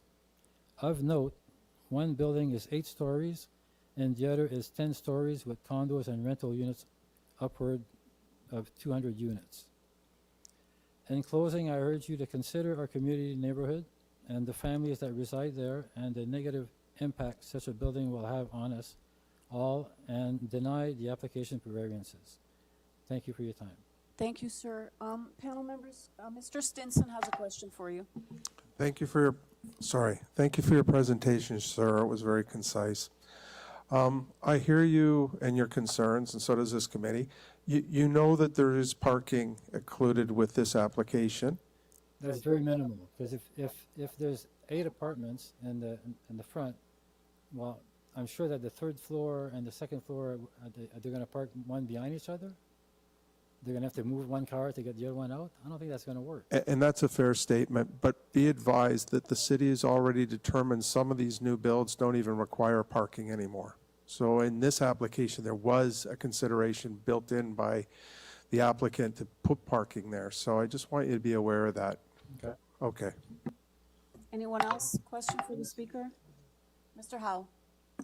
Thank you, Chair. I do also want to raise a comment for you, sir, in that it's probably better in terms of space and setback for you if this was a semi-detached. You understand if, as of right, if he builds as of right, he would be closer to your property. Yes. Right? So what he's doing now is actually better in terms of spacing for your property. I just want to. Well, I would prefer, if it's closer, I don't mind. I would much rather 2 houses rather than this apartment complex. 4plex is permitted by eHome initiative, so which is now permitted under the official plan of City of Toronto Act, and I also want to flag that for your information as well. But thank you. Nope, that's. Okay, thank you, sir. Yeah, go ahead. So again, I need your name and address for the record. Thank you. My name is Sherry Rattle. I live at 177 McIntosh. I'd like to correct that the letter you referred to is 177, not 167. There was Okay. Okay, thank you. And thank you for your time. I understand I'm piggybacking on Pete's 5 minutes, but I just wanted to underline that the previous presentation about the condos, the 10 stories, are exactly what we're referring to as far as density in our area. You can shoot a long driver and hit that building from our neighborhoods. So it's that close. And in addition to what's immediately around us, we have other condos on Kingston Road. That's fine. Kingston Road needs to be built up. We get it. We would like to try and preserve the nature of our streets and our neighborhood and community feel. I appreciate the design in this where the new build will be further away from the properties. However, the number of units in there and the density will not be the same as the rest of our immediate streets. And we also have waste issues where people do not properly store, collect, etc., which we're trying to deal with through the city. So this is just going to compound the matter. And the parking allotted, I appreciate that they don't have to. Then my request would be, if that is the case, if this is approved, could we remove the garden suites, have that as a condition that they are no longer there, and that allows for movement in the back of the unit as well as waste collection and storage, whereas in the drawings there is very little, if any, space for any of that.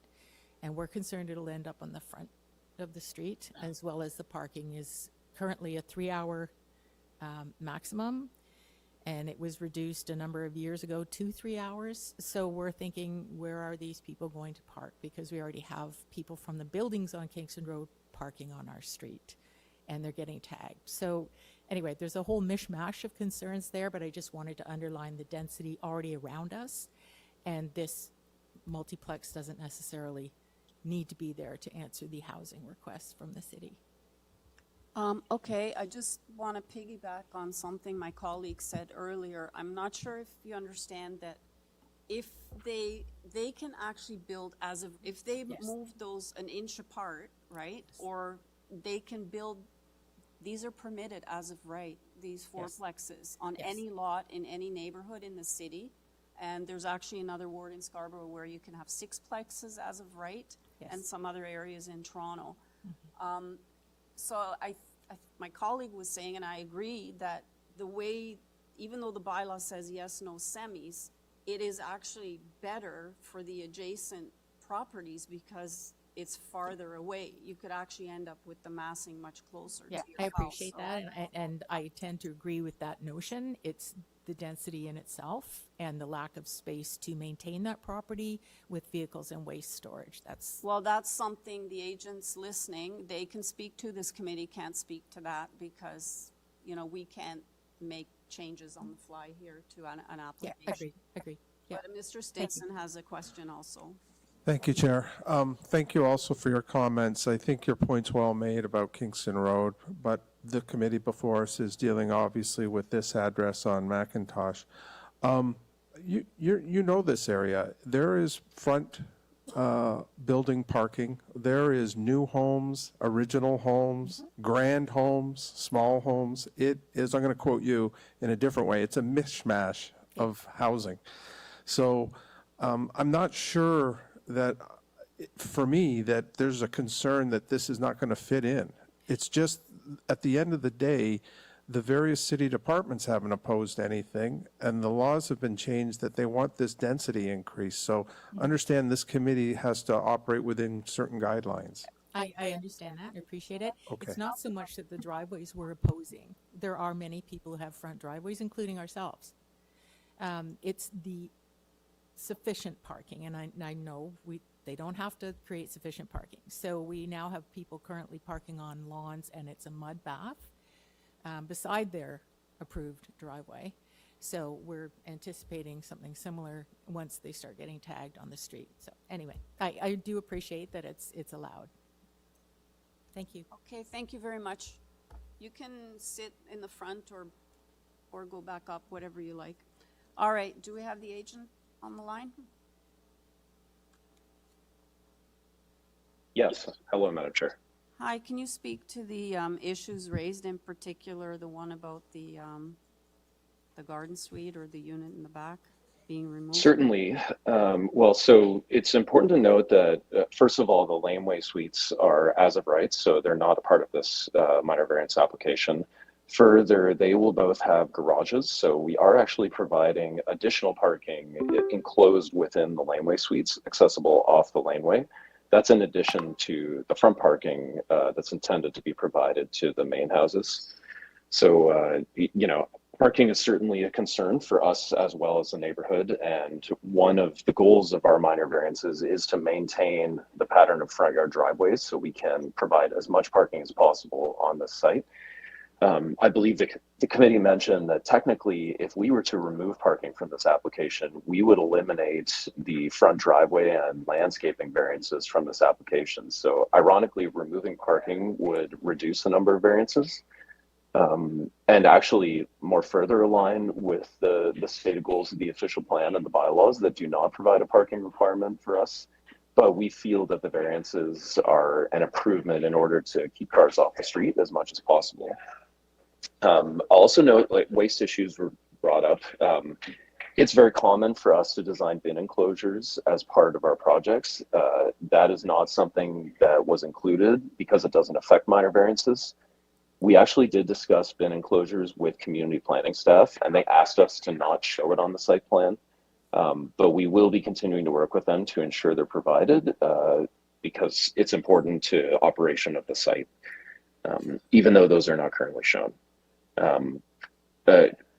I think, you know, it was mentioned how close we are to mid-rises on the other side of the lane here. I think that speaks to why we're pursuing this application.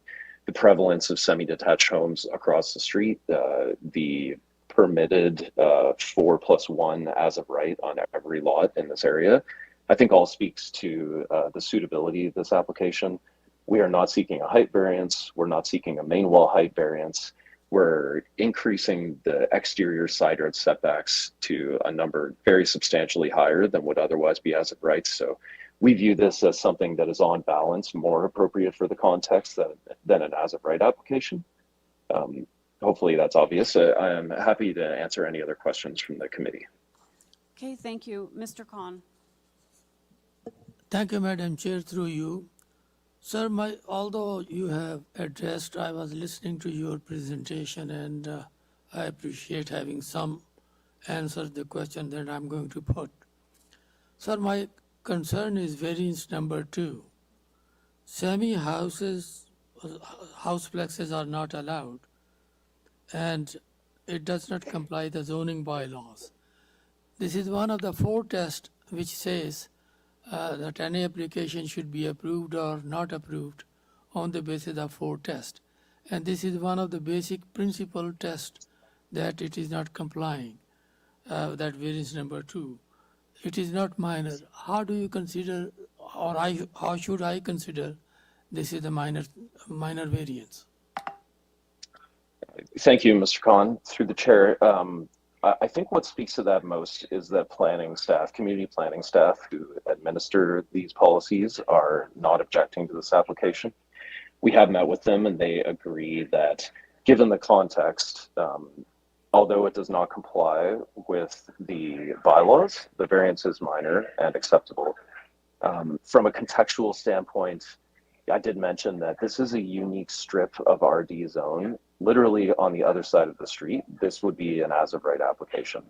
Similarly, behind us, much taller buildings are permitted. So looking at the context and working with city staff, we have determined that this is indeed minor and does still follow the intended use of the official plan and the zoning bylaw. Sir, you were also advised by the transport services that this hearing should be deferred. Have you considered that? Mr. Khan, there was another report we got last night that they no longer want a deferral. Transportation's okay with the application. Thank you, Madam Chair. Thank you. Just to provide more information on that, Mr. Khan and Madam Chair, we did speak with transportation staff. Their concerns are related to turning radiuses into the garages for the laneway suites. We satisfied their concerns with that, which is why they withdrew their request for a deferral. Thank you, sir. Thank you. Ms. McCauley? Yeah, thank you. I have a question again about the laneway suites. Is that part of your application, although you don't need any variances for it, or have you removed the laneway suites? We will be constructing the laneway suites. They are fully as of right, so they do not require any variances. And all the variances before you today are for elements of the application not related to the laneway suites, specifically front landscaping and driveways and attaching to buildings. The main buildings, I should say. The laneway suites can be attached as of right. The laneway suites can be attached? Yes, ma'am. There's no requirement for side yard setbacks. We will be constructing those with a party wall, and there are no variances associated with that. Okay, thank you. Okay, thank you. All right. I'd like to comment on it when we're ready for that. Okay, are there any other questions? Okay, let's take it into committee. Go ahead, Ms. McCauley. Okay, this is an application. It is somewhat different on this street than what we're used to. And, you know, it's a fourplex attached to a fourplex with a laneway suites, and we found out that now attached to another laneway suite. Not sure that that's permitted. I note that community planning have had no comments on this. And given the concerns and the difference of this application, I'm thinking we probably should suggest that this application be approved subject to the building design, to the plot plan we see in front of us. In other words, if you're going to attach them and have those driveways at the front, and then also have the laneway suites in that location, that the application should be subject to their proposed site plan. Okay, anybody else, any comments? Mr. Stinson? Thank you, Chair. Couple of things. This file has, for the record, the letters of concern from Hillary Shackleton and Pierre Collin, and a letter of objection from Aaron Maltese, also a letter of concern from Carrie Wong. I just wanted to point out also that, and it was touched on, the city departments have not objected to anything here. I was also taken by the applicant's work on community outreach, and I was quite appreciative of even the diagram on that, because I think in keeping outside the forced test rule with the city's policy on transparency and open government and community involvement, it speaks to an appropriateness that it's worth noting. I like this application, not because I would prefer sort of modern housing if I show my bias here, but because I think that the applicant and his professionals have tried significantly to make this work for all the right reasons, as pointed out by Mr. Howe, and also the deposition by the applicant speaker. So I'm in favor of the application. Thank you. Mr. Khan? Thank you, Madam Chair. Just 4 variances in front of me, and not complying the zoning bylaws, although I understand the housing shortage is important and I'm for it. I would like to have as many housing as possible. But when there is a discrepancy of this nature, that 4 variances are not complying zoning bylaws and they are not matching the area, so I am not in favor of this kind of application to be approved. Mr. Howe? Thank you, Chair. I'll chime in as well. I'm okay with this application.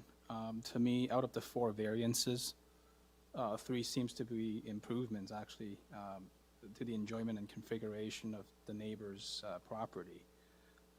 As I noted, if this was an as-of-right build and compared to some of the other 4-plexes proposal we have seen before us, you know, this application actually improves the conditions for the neighbors compared to what they could have built as of right. So it makes sense, and I'm in support of approval of this application as well. I echo the comments that have been made because I too see this as a better sort of proposal than if it were 2 single homes, when you would still have the same triplex, but you'd have it closer to the neighboring properties, which I think this is a much better solution, and it does have parking, and as we see a lot of times, there is no parking whatsoever for some of these bigger houses that are being built. I recognize it's an adjustment for all of us that are in neighborhoods, but this is where the city is going. I too am in support of this application because I do think it is better than putting 2 separate homes on the lots. So with that, I'll need a motion, and we're voting for both 169 and 171, so items 14 and 15. I will note that the forestry conditions for, I believe 169 is forestry condition number 1, and for numbers 171, it's forestry number 3. And other than that, there are no other conditions. Ms. McCauley. Madam Chairman, I'd just like to take if we could call it a straw vote. Are the committee members willing to consider that this application be approved subject to the site plans that we see before us? Through the chair, there is no such thing as a straw vote. It's either a vote or not a vote. I'm not opposed to tying it to the site plan for both. Okay, I will put forth the motion. We'll see what the vote is. Okay, I recommend approval of this application. I just look at what conditions. So forestry conditions on both. Number 1 on forestry conditions 14 and number 3 on 15. Yeah, and the transportation conditions are no longer applicable. Yep. So I recommend approval of the applications subject to being developed in accordance with the proposed site plan as shown on the drawings. I've got it A02 or A03. The site plan showing the location of the buildings and the attachment and the location of the driveways in, I think it's just called proposed site plan. So there's a proposed site plan for both applications, I believe. Okay. Go ahead, Mr. Howe. Thank you, Chair. Before we make that motion, I think if we were to tie it to the site plan, we might want to consult with the applicant to see if they have any problem with that, because if we do approve it and they have a problem, it might not make sense to approve it at all, right? Sure. We can come out of committee. Mr. Rice? Are you okay with that?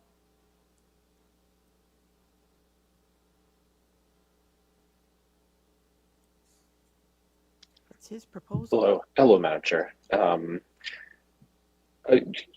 I mean, of course, we wish to satisfy the requirements of the committee. My concern is that when we begin indicating bin enclosures and other site plan elements that will be important to the application, it may no longer be in substantial conformance. Would it be possible to relate the condition only to building setbacks or some other requirement that would give us design flexibility? I don't, okay, Ms. Macaulay, I would argue that there, you know, we're approving with like what's before us, right? That's so right. I think we're probably safe without it, and that it's going to be built the way it's supposed to, and if it isn't, they're going to have to come back if there's a variance involved. Well, Like I understand. I'm not sure that we are approving what we see. Well, I That's- hope I am. But That's my concern, is that because we're not tying it to anything, this application and the location of this building could be substantially changed. I don't. I'm okay. I don't I'm think they okay. can I'm going to take change- a leap of faith that the developer will build what he says he's going to build. I don't think they can change the location without coming back for variances. So I think you're safe. So your leap of faith. So I are will you withdraw okay that then part to of the withdraw motion. that part? All right. Okay, so the motion before us then is to approve the application with forestry number 1 on 169 and forestry number 3 on 171, moved by Ms. Macaulay, seconded by Mr. Howe. All in favor? That carries, and Mr. Khan dissents. Okay, so your application is approved. And item number 17 was deferred. 16 was dealt with, 17 was deferred, and so we have item 18, which is 757 Midland Avenue. We have before us a amended application, deletion of variances 1 and 2. We have a revised site plan, floor plans, and elevations. We have forestry asking for conditions 2 and 3, and we have opposition from 755 Midland Avenue, which is adjacent. We have 3 variances before us, and they are asking for the variances to construct a new 2-story garden suite in the rear yard. And let me see if there's anybody. Okay, I show one neighbor speaking. Are they in the audience? Is anybody here for 757 Midland Avenue? Are you? I'm speaking as the agent. You're the agent? Is there anybody here in opposition? I'm just covering as the agent. So Yeah, that's fine, but I see people walking, so are they, they're all with you? Okay, do we have somebody on the line that's in opposition? Through chair, yes. We have Catherine, is neighbor opposition. Okay. All right, so we have one person online who's opposed, which would be the adjacent neighbor. So what's your name, sir, and your address? My name is Neela Ahmed, 16 Blanche Avenue, and I'm covering for Patrick McAuliffe, who is the applicant, so he's away overseas at the moment. Okay, can you do a very brief presentation, no more than 5 minutes? Yeah, I'll keep it very brief. It's just a garden suite, so we revised the plan, so we took away the initial 1 and 2 items, so it's just only one item that's left. The garden suite does conform to the size of the general garden suite. So it's under 1,300 square feet. So the only thing that there is the garden suite is maybe a little bit bigger than the actual house. So I just want to add that in the future they are considering maybe doing addition to the house as well. So if that's the case, later on it would fall under that, and there wouldn't be any variances. Okay. Everybody, can you hold your questions till we hear from the opposition? So that's everything, and then I'll go to the opposition, and then you can come back and speak to the things that were raised. Yeah, sure. Okay, thanks. Okay. Do you have Ms. Buncombe there?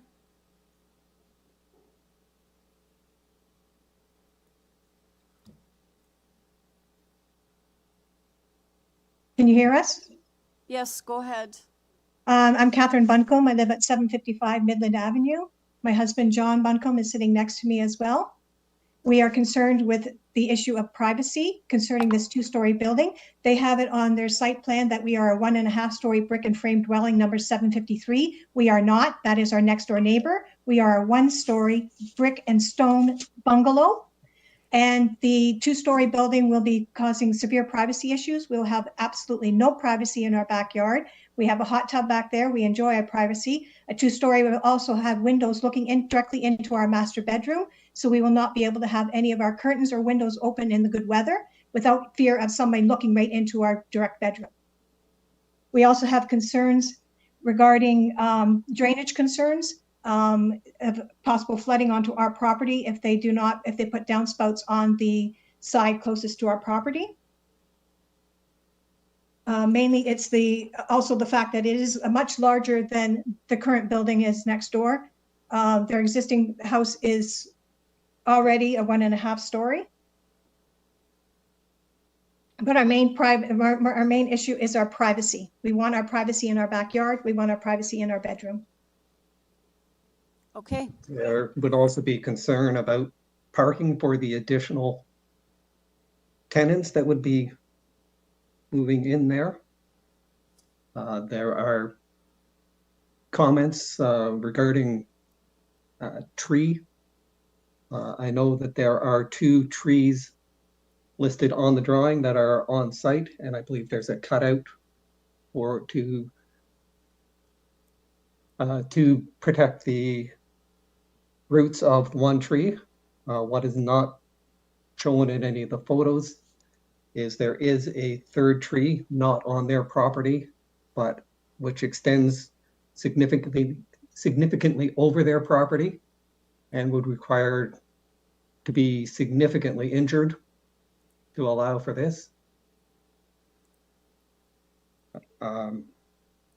Digging down into the basement will also possibly cause the root damage to these large trees. They are very large, mature trees. Okay, is anything else that you want to bring up? We also don't want any damage done whatsoever to our fence that separates the properties, either temporary or permanent. We do not want any damage to our property whatsoever, including the fence line. We have a small dog that we have that fenced in for her, and we do not want any of their debris or any damage done to our fence or a fence taken down in any way, temporary or otherwise. Okay, those are private issues that you'll have to work out with them. That's not something we have jurisdiction over. All right, so the applicant's heard this, and let's see what he has to say about some of your concerns. Yeah, so as for the privacy concerns, so on the side that's like facing the neighbor, there is no windows on that side.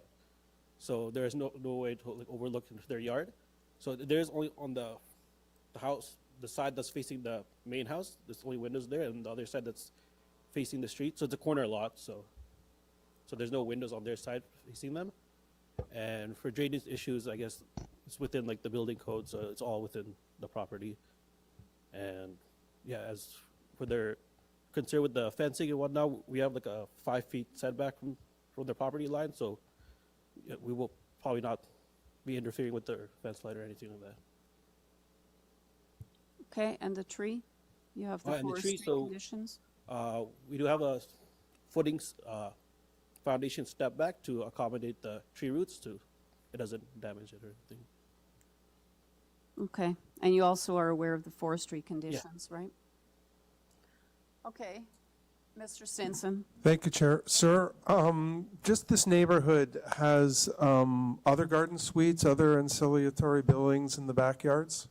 Yeah, this neighborhood, there's a lot of different developments, so there are new houses. Recently, we did an addition on the next road over 91 Commonwealth. That one has like a legal basement and addition on the top. And yeah, there's like different types of residential projects going on in the area. I would agree with you. There's quite a great diversity in this neighborhood. Thank you. Okay. Anybody else? Any questions? Panel members? No? All right, let's take it into committee then for a decision. Mr. Khan. Thank you, Madam Chair. It's a very simple application. 3 variances were submitted. 1 and 2 have been deleted. Only 1 variance in front of us, a slightly bigger but minor in nature. I move this application be approved. That includes forestry conditions? With forestry conditions, yeah. And it's as amended? As amended. As amended and forestry conditions. Okay. Thank you, Chair. And just to note, it's the forestry conditions of 2 and 3, correct? Yep, Okay. correct. I'll second that motion. All right, I have a motion to approve the application, including forestry conditions 2 and 3 as amended. Variances 1 and 2 were deleted. And that is moved by Mr. Khan, seconded by Mr. Stinson. All in favor? That carries unanimously. Thank you. Okay. All right, we stand adjourned now till 1:30.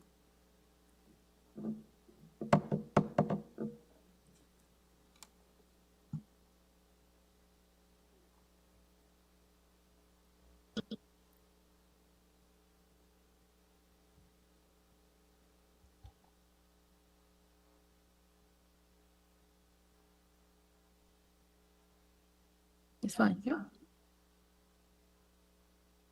You're able to mute it? Yes, I yes, it's you. You know how to unmute. You guys gotta Yeah. keep yourself, Rosanna. You're live on the platform. You got it.